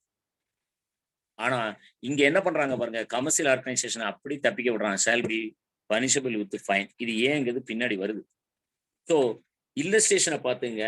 செக்ஷன் 8ல a person P gives a public servant yes an amount of 10,000 to ensure that he is granted a license over all the other bidders. B is guilty of an offense under this subsection. Okay, so எல்லாத்த விட இது ஸ்பெக்ட்ரமுக்கு இது வரும். Spectrum கேஸ்ல இது உண்டு. First come first serve. யார் முதல்ல வராங்களோ அவங்களுக்கு கொடுத்துரு.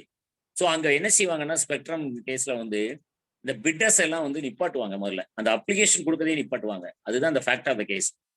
எத்தனையோ கம்பெனி அப்ளை பண்றான் அந்த டெண்டர் கேட்கறதுக்கு அப்ளிகேஷன். அந்த அப்ளிகேஷன் எல்லாம் கொடுக்கல.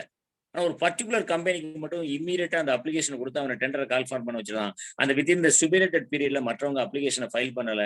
அதனால என்ன first come first serve principle படி முதல்ல யார் வந்து அப்ளிகேஷன் கொடுத்தானோ அவனுக்கு எல்லாத்தையும் கொடுத்தான். இதுதான் ஸ்பெக்ட்ரம் கேஸ். ஸோ அந்த ஸ்பெக்ட்ரம் கேஸ் படி பார்க்கும் பொழுது இந்த இல்லஸ்ட்ரேஷன் அதுக்கு கொஞ்சம் பொருத்தமாக இருக்கும். ஓகே, அடுத்தது explanation. It shall B immaterial. இதே மாதிரி போன எக்ஸ்பிளனேஷன்ல இருந்தது, போன செக்ஷன்ல. It shall B immaterial whether the person to whom an undue advantage is given or promised to be given is the same person as the person who is to perform or has performed the public duty concerned, and it shall also be immaterial undue advantage is given or promised to be given by the person directly or through a third party. இது அதேதான். யார் ஒருத்தன் அதை பண்றானோ அவனே வாங்கிக்கிறது, யார் ஒருத்தன் பண்றானோ அவன் இன்னொருத்தனுக்கு வாங்கி கொடுக்குறது. ஸோ இங்க வந்து புரோக்கர்ஸ் இன்டர்மீடியரி எல்லாருமே வந்துடுறாங்க. இதுதான் எக்ஸ்பிளனேஷன் சொல்லப்பட்டிருக்கேன். நான் வாங்கலங்க, நான் ஒரு கேஸை ஹேண்டில் பண்ணிருக்கேன். அதுல நான் பப்ளிக் சர்வெண்ட்டுக்கு வந்து பிரைபரி வாங்கி கொடுத்தாருந்தா கேஸ். ஸோ இந்த டிஃபென்ஸை வந்து நான் பப்ளிக் சர்வெண்ட் எடுக்க முடியாது. அதை பத்திலாம் அந்த எக்ஸ்பிளனேஷன் இருக்கு. செகண்ட் வந்து 8 subsection 2. Nothing in subsection 1 shall apply to a person. உங்களுக்கு ஒரு ப்ரொடெக்டிவ் கிளாஸ் அதை பார்க்கப்படுது. Nothing in subsection 1 shall apply to a person if that person, after informing a law enforcement authority or the investigating agency, gives or promises to give any undue advantage to another person, enforcement authority, investigating agency in its investigation of the offense alleged against the letter. So இப்போ ஒரு public servant அவருக்கு இருந்த கம்பல்ஷனை பத்தி within the 7 days வந்து he was informed to the law enforcement authority or the investigating agency. So investigation agency என்ன ஆரம்பிக்கிறாங்கன்னா FIR register பண்றாங்க, or law enforcement authority action எடுக்கிறாங்க. ஏதோ ஒன்று நடக்குது. ஸோ இப்போ என்ன பண்ணுவாங்கன்னு கேட்டீங்கன்னா அந்த நபரையே யார் ஒருவர் வந்து கம்ப்ளைண்ட் கொடுத்தாரோ அந்த நபரையே இந்த investigating agency will used as a trap or decoy witness. அவர் அக்கம்ப்ளிஷா வரமாட்டார், அவர் அந்த செயலை போய் செய்ய போறாரு. என்ன செய்ய போறாரு? இந்த பிரைப்பை வந்து கொடுக்க போறாரு, ஏதோ ஒரு மெத்தட்ல கொடுக்க போறாரு. அப்படி கொடுக்கும் பொழுது அவருக்கு வந்து இந்த செக்ஷன் 8 உள்ள எந்த இதோ அல்ல வேற செக்ஷன்ஸோ அட்ராக்ட் ஆகாது. Because he is a trap or decoy witness and also he is not an accomplice under section 133 Indian Evidence Act. அப்படிங்கிறதுக்கான ஒரு எக்ஸப்ஷன் கிளாஸ் தான் செக்ஷன் 8(2)ல வைக்கப்பட்டிருக்கு. ஓகே, அடுத்தது செக்ஷன் 9. செக்ஷன் 9 பாருங்க. offenses relating to bribing a public servant by a commercial organization. இப்போ அப்படியே MNC கம்பெனிக்குள்ள வந்துடுறாங்க. இங்க என்ன சொல்றாங்க பாருங்க, subclass 1ல where an offense under this act has been committed by a commercial organization, such organization shall be punishable with fine if any person associated with such a commercial organization gives or promises to do any undue advantage to a public servant intending. So இந்த சட்டத்தின் கீழ் எந்த ஒரு குற்றத்தை commercial organisation வணிக அமைப்புகள் செய்தாலும் அவங்களுக்கு ஃபைன் மட்டும்தான் தண்டனையாக விதிக்கப்படும். If any person associated with such commercial organisation. So அதனுடைய தொடர்புடைய அதோட சேர்ந்து இயங்கிய எந்த ஒரு நபராக இருந்தாலும் சரி, gives or promises to give any undue advantage to public servant intending to obtain or retain business for such commercial organization. ஏற்கனவே அந்த டெண்டர் வந்து சோ கம்பெனிக்கு கொடுத்துருக்காங்க, அந்த கம்பெனிக்கே மீண்டும் அந்த டெண்டரை கொடுங்க அப்படின்னு ஒரு இன்டர்மீடியரி வராரு. அவர் வந்து பப்ளிக் சர்வெண்ட் வந்து ப்ராமிஸ் பண்றாரு undue advantage to public servant. எதுக்கு? obtain or retain the business or to obtain or retain advantage in the context of the business for such commercial organization. நடத்திக்கிட்டு இருக்கிறதே திருப்பி நடத்துறதுக்கு, அதையே திருப்பி நடத்துறதுக்கும் சொல்றாங்க. ஸோ இந்த மாதிரி விஷயங்களை கமர்சியல் ஆர்கனைசேஷன் தலையிட்டுச்சுன்னு சொன்னா commercial organisation liable to be punished with fine only. ப்ரொவிசர் கிளாஸை பாருங்க. ப்ரொவிசர் கிளாஸை பார்த்தீங்கன்னா இது வெரி வெரி ஆக்வர்டு கிளாஸா இருக்கும். Escaping route for commercial organisation. இந்த proviso clause provided that itself a defense for the commercial organization. Section 30 POCSO ஆக்ட்ல ஒரு டிஃபென்ஸ் இருக்கு, culpable mental state of mind of a person அப்படின்னு ஒரு டிஃபென்ஸ் எடுக்கலாம். எப்பெல்லாம் உங்களுக்கு வந்து அந்த ஆக்ட்ல உள்ள சொல்லப்பட்டுள்ள குற்றங்களை செய்வதற்கு எனக்கு வந்து குற்றமுறை எண்ணம் இல்லை என்று ஒரு டிஃபென்ஸ் எடுக்கலாம். எங்க கிரைம்னாலே ஆக்டர்ஸ் இயர்ஸ் அண்ட் மென்ஸ்ரியா இருக்கணும். இது ஜென்ரலா உள்ள பிரின்சிபிள். செக்ஷன் 30 போக்ஸ்கோ ஆக்ட்ல ஒரு ஸ்பெஷல் ப்ரொவிஷன் கொடுக்குறான். செக்ஷன் 29ல கல்பபிள் ஸ்டேட் ஆஃப் மைண்டுக்கு ப்ரிசம்ஷன் எடுத்துக்கலாம். பட் செக்ஷன் 30ல கல்பபிள் மென்டல் ஸ்டேட் ஆஃப் மைண்டை வந்து இல்லைன்னு சொல்லி நிரூபிக்கிறதுக்கு ஒரு டிஃபென்ஸ் எடுக்கலாம்னு சொல்றாங்க. அது என்னன்னு கேட்டீங்கன்னா it's called as escaping route. என்ன escaping route? From the punishment, from the guilty.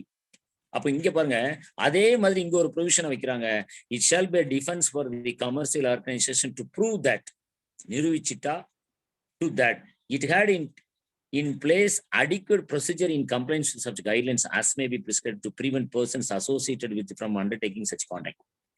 So இந்த இன்டர்மீடியேட்டர் மூலமாக அல்லது டவுட் மூலமாக எந்தவித செயல்பாடும் செய்யப்படவில்லை, அது முறையாகவே நடந்திருக்கு.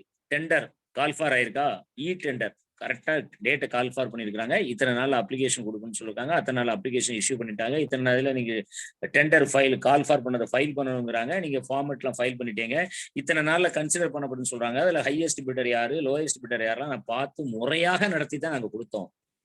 அதுல எந்த இன்டர்மீடியனுடைய இன்டர்வென்ஷனும் இல்லை அப்படின்னு உங்களால நிரூபிக்க முடிந்தால் commercial organisation will escape from the liability. So இப்படி ஒரு ப்ரொவிசர் கிளாஸை கமர்சியல் ஆர்கனைசேஷன் கொடுத்துருக்காங்க. இதுல ரெண்டு இருக்குது, உண்மையிலேயே அப்படி இருக்குது, இல்ல அந்த டிஃபென்ஸ் எடுத்து ஒரு நல்ல டிஃபென்ஸ் கவுன்சிலை வச்சு ஜெயிக்க முடியும்னா அதுவும் வந்து வாய்ப்பு இருக்கு. ஓகே, ஸோ இது ஒரு ப்ரொவிசர் கிளாஸ். அடுத்தல சப் கிளாஸ் 2 பாருங்க. For the purpose of this section a person is said to give or promise to give any undue advantage to a public servant if he is alleged to have committed an offense under section 8, whether or not such a person has been prosecuted for such offense. இந்த section கீழே section 9 கீழே ஒரு commercial organisation மேல prosecute பண்ணணும்னு சொன்னா section 18 கீழே அந்த நபர் அந்த செக்ஷன் 18 கீழே குற்றம் வந்து குற்றத்துக்காக ப்ராசிக்யூஷன் பண்ணிருந்தாலும் பண்ணாட்டாலும் பிரச்சனை இல்லைங்கிறாங்க. இருந்த போதிலும் கமர்சியல் ஆர்கனைசேஷன் மேல ப்ராசிக்யூஷன் பண்ணலாம். ஸோ இப்போ கமர்சியல் ஆர்கனைசேஷன் யாருங்கிறது வந்து சப் கிளாஸ் 3ல சொல்றாங்க. அப்படியே ரெப்ளிகா ஆஃப் செக்ஷன் 11 ஐபிசி. 11 ஐபிசில உங்களுக்கு என்ன இருக்கோ அது அப்படியே இருக்கு. ஓகே, 11 ஐபிசில வந்து பாடி கார்பரேட்டை பத்தி சொல்லுவாங்க, பெர்சன்னா யாருன்னு சொல்லுவாங்க, அதை அப்படியே இங்க கொடுத்துருக்காங்க. ஸோ இதுதான் வந்து செக்ஷன் 9 உடைய விஷயம். அதுல எக்ஸ்பிளனேஷன் 1 பாத்துங்க. Explanation 1, doubt or intermediary also covered under section 9. இன்டர்மீடியரியும் அல்லது இடைத்தரகர்கள், புரோக்கர், இவங்க யாரனாலும் இந்த செக்ஷன் கீழே கொண்டு வந்துடலாம் அஃபண்டரா அப்படிங்கிறதுக்கான எக்ஸ்பிளனேஷன்.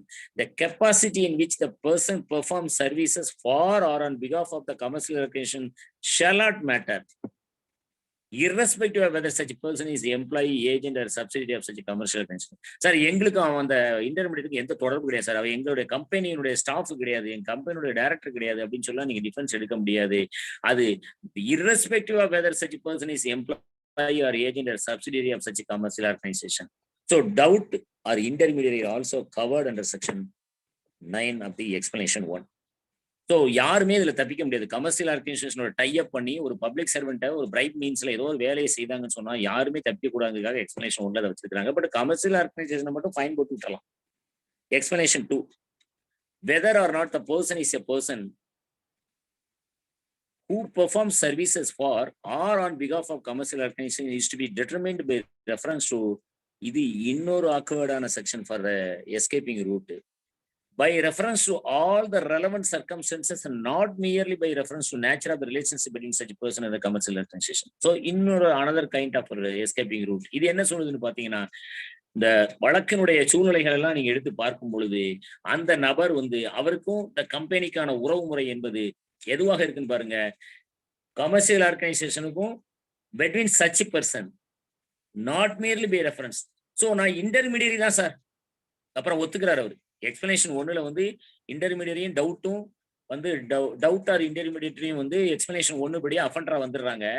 ரெண்டாவது எக்ஸ்பிளனேஷன் என்ன சொல்றாங்கன்னா, இன்டர்மீடியரி தான் நீ ஒத்துக்கிட்டா கூட உனக்கு பிரச்சனையே இல்லை, என்ன வேணும்னு பாருங்க, all the relevant circumstances by reference to all the relevant circumstances. So commercial organisation வந்து இந்த வழக்கினுடைய சூழ்நிலையை வைத்து டிஃபென்ஸ் ஆடலாம். வழக்கினுடைய சூழ்நிலையை வைத்து பார்க்கும் பொழுது முறையாக விதிகளை பின்பற்றி அந்த வேலை அந்த கடமையை பப்ளிக் சர்வெண்ட் அந்த கமர்ஷியல் ஆர்கனைசேஷனாக செய்தார் என்று நிரூபிக்க முடியுமானால் அந்த கமர்ஷியல் ஆர்கனைசேஷனுக்கும் அதன் தொடர்புடைய அசோசியேட்ஸ்க்கும் உள்ள உறவு முறை என்னவாக இருந்தாலும் பிரச்சனை இல்லைண்டா.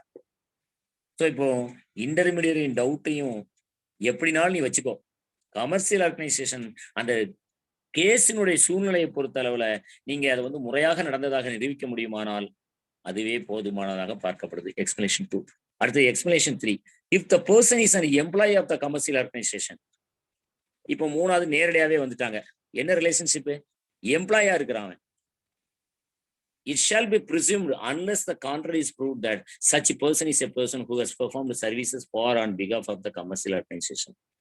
ஸோ இங்க ஒரு ப்ரிசம்ஷன் கிளாஸ் கொடுக்குறாங்க. என்ன கொடுக்குறாங்க? அவன் வந்து கமர்ஷியல் ஆர்கனைசேஷனுடைய எம்ப்ளாயி தான். நீ அவன் எம்ப்ளாயா இருந்தாலும் பிரச்சனை இல்லைங்க, சர்க்கம்ஸ்டன்ஸ் அந்த வழக்கில் எப்படி இருக்குதோ அதை பொறுத்து நீ முடிவு பண்ணிக்கலாம்னு எக்ஸ்பிளனேஷன் 2ல சொல்லிட்டு அதுக்கப்புறம் ஒரு ஆறுதலாக ஒன்று சொல்லிடுறாங்க. பரவாயில்ல, அவர் வந்து எம்ப்ளாயாகவே இருக்கட்டும், அவர் எம்ப்ளாயி இல்லைன்னு நிரூபிக்காதவரை அவர் எம்ப்ளாயாக இருக்கட்டும் ஒரு ப்ரிசம்ஷனை கொடுத்துறாங்க.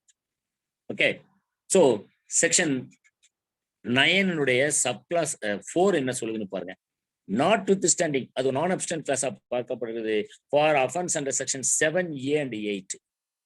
7A and 8 எல்லாமே வந்து நான் பெயிலபிள் அஃபென்சஸ் ஆக பார்க்கப்படுகிறது. shall be a cognizable offense சொல்றாங்க. 7Aல வந்து ஏன் நான் பெயிலபிள் வைக்கிறாங்கன்னு கேட்டீங்கன்னா, 7Aல மேக்சிமம் வந்து நான் பப்ளிக் சர்வெண்ட் வருவாங்க. ஸோ நான் பப்ளிக் சர்வெண்ட்டை வந்து நான் பெயிலபிள் அஃபென்ஸ்ல ட்ராப் பண்றதுக்கு தான் அந்த பர்டிகுலர் ப்ரொவிஷனே வச்சிருக்கிறாங்க. அடுத்தது 5 சப்கிளாஸ் 5.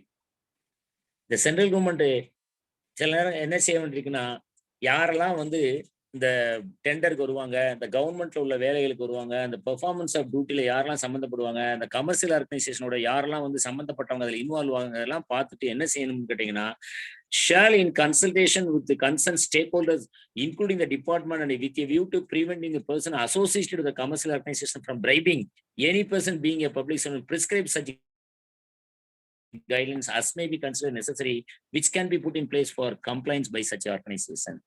So இப்போ என்ன பண்ண போறாங்கன்னா, செக்ஷன் 9 ஒரு பிரேக்கப் கொடுக்க போறாங்க. Breakup the relationship between the doubt and the intermediary and with the commercial organization. So commercial ஆர்கனைசேஷன்ல இன்டர்மீடியரும் டவுட்டும் இன்வால்வ் ஆகக்கூடாது. வரைமுறைகளை நடைமுறைகளை வந்து வகுத்து கொடுக்கணும். ஆஃப்டர் கன்சல்டேஷன் செக்ஷன் 5ல சொல்லுவோம். ஸோ எனிஹவ் டவுட்டையும் இன்டர்மீடியேட்டரையும் வந்து கமர்ஷியல் ஆர்கனைசேஷனோட அசோசியேட்ஸா இருந்து பிரைப் ஆக்டிவிட்டி செய்யக்கூடாதுங்கிறதுக்காக செக்ஷன் 9 சப் கிளாஸ் 5 வச்சிருக்காங்க. அடுத்தது 10 என்னாச்சு சார்? ஆராய்ச்சோ சரி, ஒரு 1/2 hourல முடிச்சிடலாம் நினைக்கிறேன். சுரேஷ் சார் கொண்டு போயிருவோமா? சார் நீங்க டிசைட் பண்ணிக்கங்க சார், பாத்துக்கோங்க சார். சார் சரி சார், உங்க சாய்ஸ் சார். சரி ஓகே. அவங்க participants கேட்டுவாங்கல. Carry on, sir. Please carry on. Carry on, sir. No issue. Okay. Carry on. Okay. Okay. So, So, 6:30 section 10. முடிச்சிடலாம். Thank you. 6:30 முடிச்சிடும். 6:30க்கு class முடிச்சுக்கலாமா, போர்ஷனை முடிச்சுக்கலாமான்னு கேக்குறீங்களா? சார் எது வரைக்கும் முடிச்சிடலாம் சார். செக்ஷன் 10 பாருங்க. சரி, okay okay, thank you sir. Section 10, person in charge of commercial organization to be guilty of offense. இங்க தான் பிரின்சிபிள்ஸ் ஆஃப் ஆல்டர் ஈகோன்னு ஒரு பிரின்சிபிள் அப்ளை பண்ண ட்ரை பண்றாங்க செக்ஷன் 10ல. வேற an offense under section 9 is committed by a commercial organization. So ஒரு commercial organisation section 9 உள்ள அஃபென்ஸை commit பண்ணிருக்குன்னு வைங்க.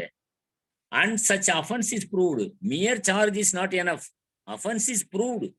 என்னைக்கு முடியுது கமர்ஷியல் ஆர்கனைசேஷன் மேல ஒரு அஃபென்ஸ் ப்ரூவ்டுன்னு சொல்லி என்னைக்கு கொண்டு வர்றது? பரவாயில்ல, அதையும் தாண்டி such offence is proved in the court to have been committed with the consent or connivance of any director, manager, secretary or other officers of the commercial organization.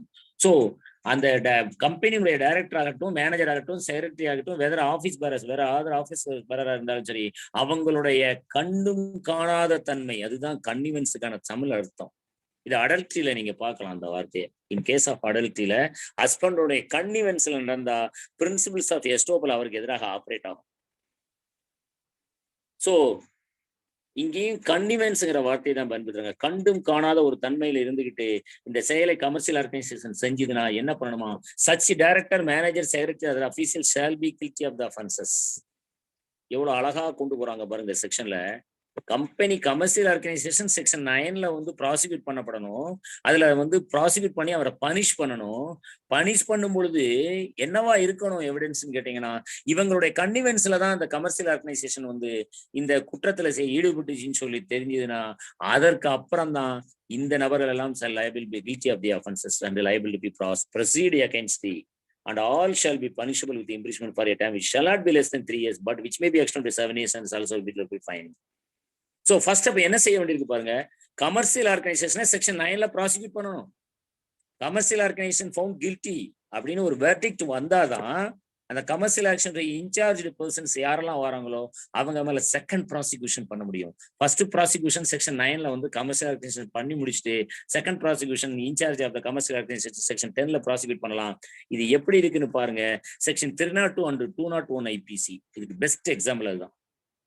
Section 302, 201 IPC, section 380, section 411 IPC, section 411 and 414 IPC. இதெல்லாம் என்ன செய்து பாருங்க, distinct offenses. distinct offenses joint trial பண்ண முடியுமாங்கிறதுல ஒரு பிரச்சனை இருக்கு. So distinct அஃபென்சஸ்க்கு joint trial எப்பெல்லாம் பண்ண முடியாது, எப்பெல்லாம் செப்பரேட் ட்ரையல் பண்ணணும் அப்படின்னு பாத்தீங்கன்னா, எப்ப நீங்க 380 வந்து ப்ரூவ் பண்ணலையோ, 380 தெஃப்ட் ப்ரூவ் பண்ணாம இந்த ப்ராப்பர்ட்டி தெஃப்ட் ப்ராப்பர்ட்டி இவர் வாங்கி வச்சுதான் நீங்க எப்படி சார்ஜ் பண்ணுவீங்க? அட் த சேம் ட்ரையல் எப்படி சார்ஜ் பண்ண முடியும்? ஸோ அது மிஸ்கரேஜ் ஆஃப் ஜஸ்டிஸ் ஆக மாறும். ஆறு மைண்ட் ஜுடிஷியல் மைண்டை கரெக்ட் பண்ணும். அந்த திருடினவனையும் இது சொத்தையும் வாங்கினவனையும் ஒரே வழக்கில் கொண்டு நிறுத்தினோம்னா ஜுடிஷியல் மைண்ட் கரெக்ட் தான் ஆகும். ஸோ அப்ப என்ன சொல்றாங்கன்னு கேட்டீங்கன்னா, 380 முதல்ல ப்ரூவ் பண்ணு. That is known as mother case. அத மதர் கேஸ்ன்னு சொல்லுவாங்க. 380 மதர் கேஸா இருந்தா சிஸ்டர் கேஸ் யாரா வராங்கன்னு கேட்டீங்கன்னா 411 IPC. ஸோ 380யும் 411 ஒன்னா சார்ஜ் பண்ண முடியாது. அந்த பிரின்சிபலை அப்படியே எடுத்துக்கிட்டாங்க. கமர்ஷியல் ஆர்கனைசேஷனை முதல்ல ப்ரூவ் பண்ணு. கமர்ஷியல் ஆர்கனைசேஷன் செக்ஷன் 9ல அஃபென்ஸ் கமிட் பண்ணிருக்காங்க. அதை ப்ரூவ் பண்ணாதான், அதுவும் கன்னிவென்ஸ் ஆஃப் த டைரக்டர்ஸ் இருந்தா, secretary or other office bearers இருந்தா செகண்ட் ப்ராசிக்யூஷனை அவங்க மேல பண்ணுங்க அப்படின்னு சொல்லி ஒரு இது என்ன சொல்றதுன்னு கேட்டீங்கன்னா, இந்த நான் பிரின்சிபிள்ஸ் ஆஃப் ஆல்டர் ஈகோ அப்படின்னு சொல்லுவாங்க. பிரின்சிபிள்ஸ் ஆஃப் ஆல்டர் ஈகோ நேரடியாக வந்துடும். செக்ஷன் 138 நெகோஷியபிள் இன்ஸ்ட்ருமெண்ட்ல நீங்க இதை பார்க்கலாம். ஆனா இங்க அப்படி இல்லை. அது ப்ரூவ் பண்ணிக்கோ, அதுக்கப்புறம் அவங்களுடைய எம்ப்ளாயிஸ் நீங்க டைரக்டரோ whatever it may be the position of the party அவங்கள அதுக்கப்புறம் வந்து ப்ராசிக்யூட் பண்ணுன்னு செக்ஷன் 10ல சொல்றாங்க. ஓகே, அடுத்த செக்ஷன் 11. செக்ஷன் 10 வந்து யாரெல்லாம் பத்தி சொல்லுதுன்னு பாருங்க. செக்ஷன் 10 வந்து deals with non public servant but persons in charge of the company. அவர் நான் பப்ளிக் சர்வெண்ட் தான். அவர் கமர்ஷியல் ஆர்கனைசேஷன்ல டைரக்டரா இருக்காங்க, அவர் பப்ளிக் சர்வெண்டா பார்க்க முடியாது. But persons in charge of the company. எதுக்கு வராங்க இவங்க? ஃபார் அப்பார்ட்மெண்ட்டுக்கு தான் வருவாங்க. செக்ஷன் 9 அப்பட்டார் இவங்களை பிரின்சிபல் அஃபெண்டரா கொண்டு வர முடியாது. ஏன்னா இவங்க கன்னிவென்ஸ் தான் இருக்கு. இவங்க பிரின்சிபல் அஃபென்ஸை டைரக்டா கமிட் பண்ண மாட்டாங்க. பிரின்சிபல் அஃபென்ஸை டைரக்டாக கமிட் பண்ற ஆளுக்கு கிடையாது. பண்றாங்கன்னு கேட்டீங்கன்னா அப்பட்டாராக இருப்பாங்க. அதனால பிரின்சிபல் அஃபெண்டராக செக்ஷன் 10ல இவங்களை வந்து ப்ராசிக்யூட் பண்ண முடியாது. செக்ஷன் 9க்கு ப்ராசிக்யூட் பண்றது பிரின்சிபல் அஃபெண்டரா பண்ண முடியாது. செக்ஷன் 10 கீழே அப்பட்டாராக பண்ணலாம். ஜட்ஜ்மெண்ட் இருக்கு. Ramraj versus state of Madhya Pradesh. Ramraj versus state of Madhya Pradesh 2002 criminal law journal page 1594 Madhya Pradesh. Okay, ஒரே ஒரு நிமிஷம், ஒரு முக்கியமான கால். சாரி, சரி பரவாயில்ல. ஓகே, ஸோ செக்ஷன் 10ல வந்து Ramraj versus state of Madhya Pradesh 2002 criminal Journal page 1594 குறிச்சிங்க. முக்கியமான ஜட்ஜ்மெண்ட் தான் அது. ஸோ அடுத்தது வந்து செக்ஷன் 10 ஓவர். அடுத்தது 11 பாருங்க. பப்ளிக் சர்வெண்ட் அப்டைனிங் அன்டியூ அட்வான்டேஜ்ங்கிறது வந்து 2018 சப்ஸ்டிடியூஷன். அது சப்ஸ்டியூட் பண்றாங்க 2018 அமெண்ட்மெண்ட் படி. Without consideration from person concerned. Without consideration public servant obtaining undue advantage without consideration from person concerned in proceeding or business transact by such a public servant. So, being a public servant accepts or attempt to obtain, okay, for himself or any other person, undue advantage without consideration. So, இங்க யாரும் அஃபெண்டரா வராங்கன்னு பாருங்க. without consideration, public servant to public servant, public servant to any other person. இந்த ரெண்டு category of பீப்புளையும் நீங்க section 11ல நீங்க deal பண்ணலாம். Okay, அதுவும் பாருங்க. Without consideration or for a consideration which knows to be inadequate. ஐயா அவர் வந்து கன்சிடரேஷன் வந்து 1000 ரூபாய்க்கு 100 ரூபா தான் கொடுத்தாரு. இன்அடிக்குவேட் கன்சிடரேஷன். இந்த டிஃபென்ஸ்ல நீங்க எடுக்க முடியாது. ஓகே, நான் கன்சிடரேஷனே வாங்கல, பட் அவர் ஒரு அன்டியூ அட்வான்டேஜ் எனக்கு கொடுத்தாரு. என்ன அன்டியூ அட்வான்டேஜ்? இதுதான் ஒரு முக்கியமான செக்ஷன். பெரிய பெரிய கான்ட்ராக்டர்ஸ் வந்து நான் உங்களுக்கு முன்னாடி போன கிளாஸ்ல வேற எங்கேயும் எடுக்கும்போது இதை சொன்னேன். ஒரு கான்ட்ராக்டர் பப்ளிக் சர்வெண்ட் வராரு. சார் 2000 crores டெண்டர், இதை எனக்கு சாங்ஷன் பண்ணிடுங்க, எனக்கு சாங்ஷன் பண்ணிடுங்க. என் பொண்ணை உங்க பையனுக்கு கட்டி கொடுத்துட்றேன், என் பொண்ணை உங்க பையனுக்கு திருமணம் செஞ்சு வச்சிடுறேன். Without consideration, that is known as gratification. எங்கெல்லாம் வித்தவுட் கன்சிடரேஷன் ஒரு பிரைப் நடக்குதோ அங்கெல்லாம் கிராட்டிஃபிகேஷன் இருக்கும், சாட்டிஸ்ஃபேக்ஷன் இருக்கும், செல்ஃப் சாட்டிஸ்ஃபேக்ஷன் வந்துடும். அதுதான் கிராட்டிஃபிகேஷன். கிராட்டிஃபிகேஷன் இங்க இருக்குது. சோ செக்ஷன் 11 படி வித்தவுட் கன்சிடரேஷனா அவர் அந்த டிஃபென்ஸ் எடுத்துக்கு தப்பிக்க முடியாது. ஒரே ஒரு நிமிஷம்.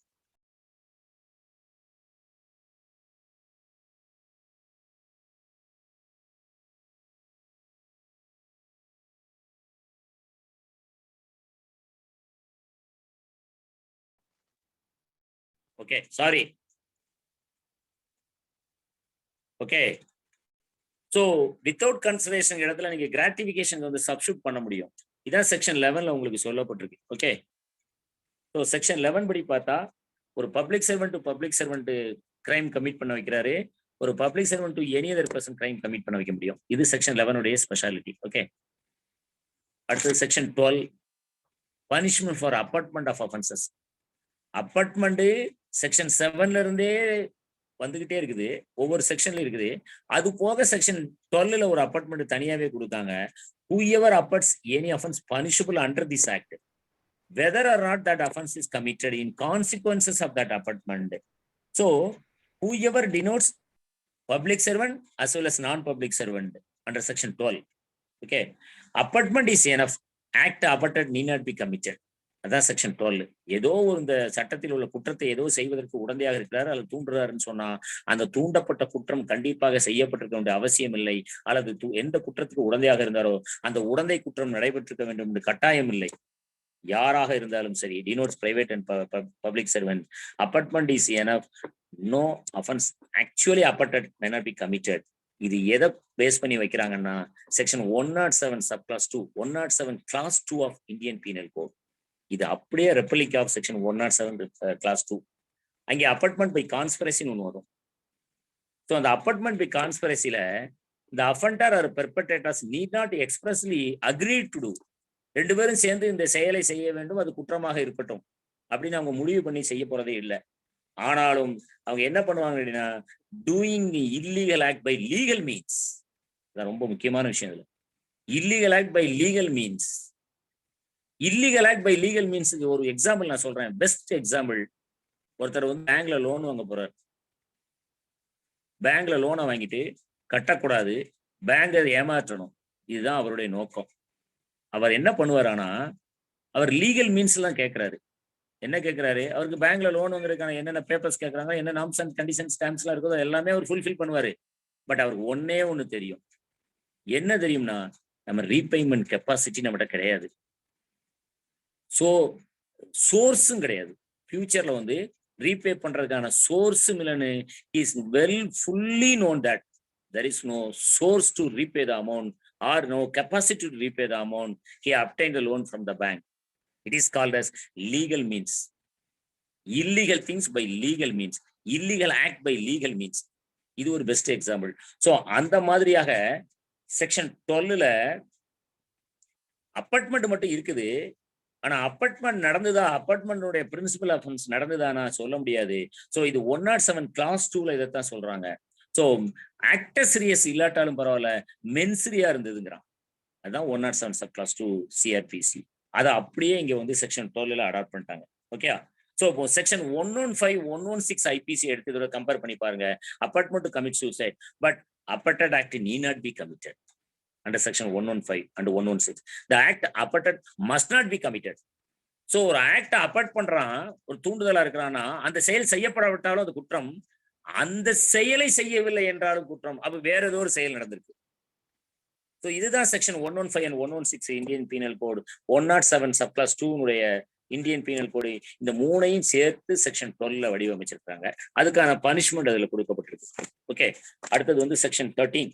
இது வெரி வெரி இம்பார்ட்டன்ட் செக்ஷன். இது ஒரு அமெண்ட்மெண்ட் ஆக்ட் படி தான் கொண்டு வராங்க. இதை 2018 amendment.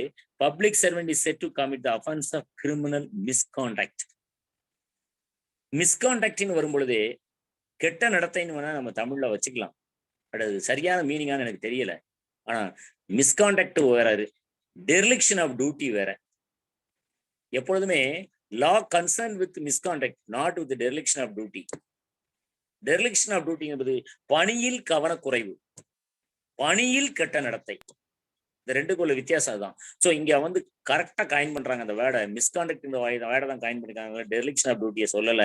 So a public servant is said to commit the offence of misconduct. எப்பெல்லாம் கிரிமினல் மிஸ்கான்டக்ட் பண்றாரு பாருங்க, மிஸ்கான்டக்டா இருந்தா சிவில் லைபிலிட்டிக்கு போயிடும். ஸோ இங்க என்ன சொல்றாங்கன்னா criminal misconduct. If he dishonestly or fraudulently misappropriates, otherwise convert for his own use any property entrusted to him. So as a public servant அவர்கிட்ட ஒரு ப்ராப்பர்ட்டி இன்ட்ரெஸ்ட் பண்ணியிருக்காங்க, நம்பிக்கையின் அடிப்படையில் ஒப்படைத்து வச்சிருக்காங்க. அவர் என்ன பண்றாருன்னா அது வந்து மிஸ்யூஸ் பண்றாரு, மிஸ்அப்ரோப்ரியேட் பண்றாரு, or any property under his control as a public servant. So அவருடைய கட்டுப்பாட்டில் கொடுக்கப்படுகிறது. அவரிடம் கொடுக்கப்படுவது என்பது வேறு, அவரிடம் ஒப்படைப்பு செய்வது என்பது வேறு, அவரது கட்டுப்பாட்டில் கொடுப்பது என்பது வேறு. 2 வகையில செய்தாலும் சரி, அது டிஸ்ஆனஸ்ட்லி ஆர் ஃப்ராடுலன்ட்லி செக்ஷன் 24 and 25 ஐபிசியில் உள்ள டேர்ம்ஸை பயன்படுத்துறாங்க. எந்த முறையிலாதும், நேர்மையற்ற முறையில இருந்தாலும் சரி, நேர்மையற்ற முறையில் டிஸ்ஆனஸ்ட்லி, ஃப்ராடுலன்ட்லி, மோசடியான முறையிலாக இருந்தாலும் சரி, அவர்கிட்ட ஒப்படைக்கப்பட்ட ஒரு சொத்தையோ அல்லது அவர் கட்டுப்பாட்டில் கொடுக்கப்பட்ட ஒரு சொத்தையோ அவர் தனதாக்கி கொண்டால் அல்லது வேறு யாருக்கோ அதை மாற்றி கொடுத்து விட்டார், எல்லாமே வந்து மிஸ்அப்ரோப்ரியேஷன் தான். Or any property under his control as a public servant allows any other person to do so. இன்னொரு நபரை அதை வந்து கன்வெர்ட் பண்ண சொல்றாட்டி இஸ் ஓன் யூஸ் அப்படின்னா கூட அது கிரிமினல் மிஸ்கான்டக்டாக பார்க்கப்படுகிறது. அடுத்தது, if he intentionally enriches himself illicitly during the period of his office. ஒரு பப்ளிக் ஆபீஸ்ல அவர் இருக்கிறாரு 2 வருஷம். அந்த 2 வருஷத்துல அவர் வந்து அளவுக்கு அதிகமான சொத்தை எப்படி சேர்க்கிறாரு பாருங்க. enriches illicitly, not illegally. illicitly ஒரு வார்த்தையை பயன்படுத்துறான். illicitlyக்கும் இல்லீகலுக்கும் பெரிய டிஃபரன்ஸ் கிடையாது, ரெண்டும் கிட்டத்தட்ட ஒண்ணுதான். ஆனா அந்த இடத்துல ஏன் illicitlyங்கிற வார்த்தையை பயன்படுத்திருக்காங்கன்னு எனக்கு தெரியல. ஸோ அந்த ஒரு குறிப்பிட்ட பீரியட்ல அவர் தன்னுடைய வளமைப்படுத்தி கொண்டால், enriches சொத்தை சேர்த்து கொண்டா, அதுவும் கிரிமினல் மிஸ்கான்டக்டாக பார்க்கப்படுது. ஸோ இந்த கிரிமினல் மிஸ்கான்டக்ட் எதை பாக்குறாங்கன்னா டூரிங் த ரெலவென்ட் பீரியட் மட்டும் தான் பார்க்கணும். எப்ப அந்த ஒரு பர்டிகுலர் போஸ்ட்ல அவர் பப்ளிக் சர்வெண்ட் அப்ப மட்டும். இதுதான் ஜெயலலிதா கேஸ்ல நடந்தது. ஜெயலலிதா கேஸ்ல எப்ப டிஸ்ப்ரொபோர்ஷனேட் வெல்த் பார்த்தாங்கன்னு சொன்னா 91 to 96 தான். ஜெயலலிதாவுடைய கேஸ்ல அவங்க எடுத்த டிஃபென்ஸ்ல 91க்கு முன்னாடியே இந்த சொத்துலாம் என்கிட்ட இருக்குன்னு சில டிஃபென்ஸ் எடுத்தாங்க. ஆந்திராவுடைய திராட்சை தோட்டத்தெல்லாம் இந்த கேஸ்ல சேர்த்தாங்க. அவங்க ட்ரையல் கோர்ட்ல எடுத்த டிஃபென்ஸே டூரிங் த ரெலவென்ட் பீரியட் இல்லைங்க. இந்த ப்ராப்பர்ட்டி நான் பிஃபோர் 91லயே எங்க அம்மா வாங்கின சத்யா வாங்கின ப்ராப்பர்ட்டின்னு சொல்லி ஒரு டிஃபென்ஸ் எடுத்தாங்க. That was accepted by the trial court. So during the period மட்டும்தான் அது இருக்கக்கூடணும். அதனால intentionally enriches himself illicitly during the period of his office. Particular பீரியட்ல செஞ்ச மிஸ்கான்டக்ட் மட்டும்தான் சொல்றாங்க. அப்ப மத்ததெல்லாம் மிஸ்கான்டக்ட் இல்லையா அப்படின்னு சொன்னா அது மிஸ்கான்டக்ட்னா அது வேற ப்ராசிக்யூஷன்ல வரும். ஓகே, இப்ப எக்ஸ்பிளனேஷன் ஒண்ணு பாருங்க. எப்போ இது எதை குறிக்க கொண்டு போறாங்கன்னு சொன்னீங்கன்னா கிரிமினல் மிஸ்கான்டக்டோட ஃபர்ஸ்ட் பார்ட், அதாவது 13 செக்ஷன் சப்கிளாஸ் 1ல என்ன சொல்றாங்கன்னு பாருங்க. செக்ஷன் 405 to 420 ஐபிசியை அப்படியே காயின் பண்றாங்க. அந்த எலமெண்ட்ஸ் எல்லாம் எடுத்து 409 ஐபிசி எலமெண்ட்ஸையும் எடுத்து ஏல காயின் பண்றாங்க. பிங்கிறது ஒரு டிஃபரெண்டான கான்செப்ட். அது பிரிவென்ஷன் கரப்ஷன் ஆக்டுக்காகவே உருவாக்கப்படுது. இப்ப எக்ஸ்பிளனேஷன் 1 பாருங்க. ஸோ இதுல ஒரே ஒரு விஷயம் பார்க்கணும். What is mean by entrustment? Entrustment are of two types. The entrustment under section 409 or 406 is entirely different from the entrustment under section 420 IPC. ரெண்டுலயும் entrustment இருக்கும். 409லயும் 406லயும் ஒரு entrustment இருக்கு. அது டெஃபினிஷன் கிளாஸ் 405. பட் 420க்கு டெஃபினிஷன் கிளாஸ் 415. அங்க ஒரு இன்ட்ரெஸ்ட்மெண்ட் இருக்கு. Both the entrustment are not one and the same. Section 406 409 உள்ள இன்ட்ரெஸ்ட்மெண்ட்டும் இங்க இருக்கு, 420 உள்ள இன்ட்ரெஸ்ட்மெண்ட்டும் இங்க இருக்கு. அது அந்த ஐபிசிக்குள்ள எங்கேயாவது வாய்ப்பு கிடைக்கும் போது பார்ப்போம். ஸோ ரெண்டு இன்ட்ரெஸ்ட்மெண்ட்டையும் சேர்த்து அங்க கொடுக்குறாங்க. அடுத்த எக்ஸ்பிளனேஷன் 1 பாருங்க. A person shall be presumed to have intentionally enriched himself illicitly if he or any person on his behalf is in possession of or has at any time during the period of his office been in possession of pecuniary resources or property disproportionate to his known source of income. அது what is mean by no. அப்போ ஒரு relevant பீரியட்ல அவரு ஒரு public servant அல்லது அவர் சார்பாக அவருக்காக வேறொரு நபர். இங்கதான் சசிகலா வராங்க. ஜெயலலிதா கேஸ்ல சசிகலா இந்த எக்ஸ்பிளனேஷன் கிளாஸ் வச்சுதான். பப்ளிக் சர்வெண்ட் இல்ல சசிகலா, நான் பப்ளிக் சர்வெண்ட்.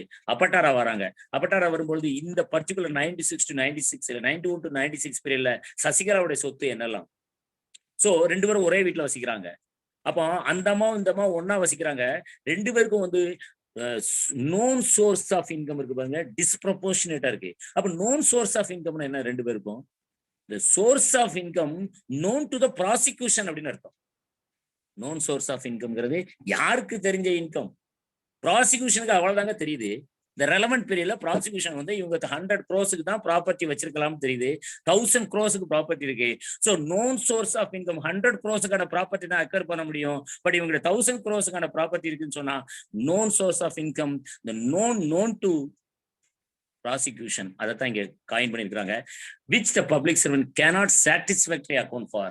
சோ உங்களுடைய வருமானம் 100 கோடிக்கு தான் வருமானத்தை நீங்க வருமானத்தை இப்படி சொத்து சேர்த்துக்கலாம். நீங்க 1000 கோடிக்கு வருமானம் சொத்து வச்சிருக்கீங்களே அப்படின்னு கேட்டா அதை சாட்டிஸ்ஃபேக்டரி எக்ஸ்பிளைன் பண்ண முடியலன்னா, சாட்டிஸ்ஃபேக்டரி எக்ஸ்பிளைன் பண்ணாங்க. பிஃபோர் 91 எங்க அம்மா சத்யா வாங்கின சொத்துன்னு சொல்லி அந்த சொத்தெல்லாம் கழிச்சாங்க ப்ராப்பர்ட்டில ட்ரையல் கோர்ட்ல. சோ சாட்டிஸ்ஃபேக்டரி எக்ஸ்பிளைன் பண்ண முடிஞ்சதுன்னா இந்த எக்ஸ்பிளனேஷன் கிளாஸ் படி அவங்க எஸ்கேப் ஆயிடுவாங்க, கிரிமினல் மிஸ்கான்டக்ட் வராது. அதுக்காக தான் இந்த எக்ஸ்பிளனேஷன் கிளாஸ்.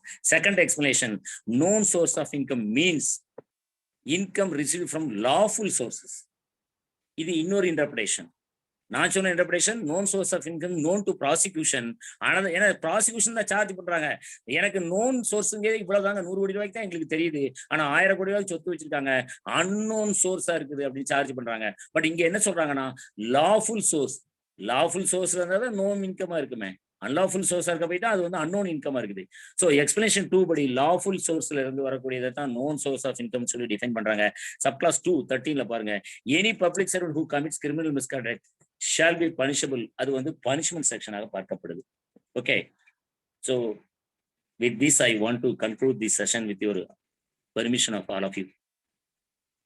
செக்ஷன் 13 நிப்பாட்டிக்கும். இன்னும் ஒரு கிளாஸ் போகணும் சார் இதுல. Sir thank you sir.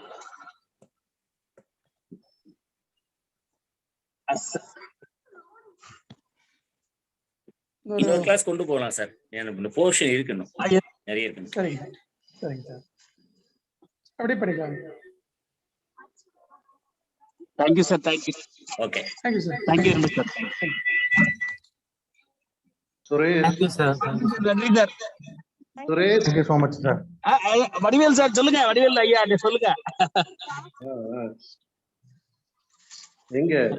ஹலோ, சொல்லுங்க ஜி, சொல்லுங்க ஜி. நான் ஒரு 5 minutes இதுல பேசலாமா? தாராளம் தாராளம். 4 நீங்க எடுத்துக்கோங்க ப்ளீஸ். எடுத்துக்கோங்க ஜி, ப்ளீஸ் ஜி. சார் அது தப்பா நினைச்சிட்டு போறாரு. இல்ல பிரசிடென்ட் சார், அவரு Suryanarayanan sir. Welcome sir, welcome sir, welcome, always welcome.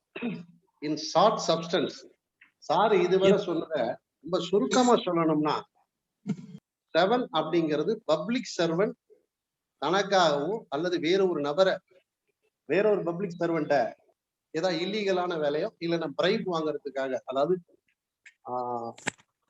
லஞ்சம் வாங்குவதற்காக வேலையில ஈடுபட்டார்னா, அதாவது பப்ளிக் சர்வன்ட் ஈடுபட்டார்னா அதற்குரிய அஃபென்ஸை டிஸ்கிரைப் பண்றதுதான் செக்ஷன் 7. 7A என்ன சொல்லுதுன்னு சொன்னா, தேர்ட் பார்ட்டி பிரைப் வாங்குறது. அதாவது இதுல சார் சொன்ன மாதிரி இந்த டவுன், மூன்றாவது நபர் பணம் வாங்குறது. முதல்ல பப்ளிக் சர்வன்ட் பணம் வாங்குறது. 7Aங்கிறது தேர்ட் பார்ட்டி நான் பப்ளிக் சர்வன்ட் பணம் வாங்குறது. செக்ஷன் 8 பப்ளிக் சர்வெண்ட்டுக்கு பணம் கொடுக்கிறது. அதாவது 7 வந்து பொது ஊழியர் பணம் பெறுதல், லஞ்சம் பெறுதல். 7A என்பது பொது ஊழியருக்காக கொடுப்பதற்காக லஞ்சம் பெறுதல், அதாவது தேர்ட் பார்ட்டி ட்ரை பண்றது, வாங்குறது. செக்ஷன் 8 வந்து பொது ஊழியர் இல்லாத, அதாவது ஒரு நபர் லஞ்சம் கொடுக்க முனைதல், தேர்ட் பார்ட்டியா இருக்கிறவர் லஞ்சம் கொடுக்கிறது. 9 என்பது கமர்ஷியல் டிரான்சாக்சன்ல உள்ளவங்க லஞ்சம் கொடுப்பது மூலமாக ஏதாவது ஒரு வேலையை சாதிக்கிறதுங்கிறது செக்ஷன் 9 அப்படின்னு சொல்லுது.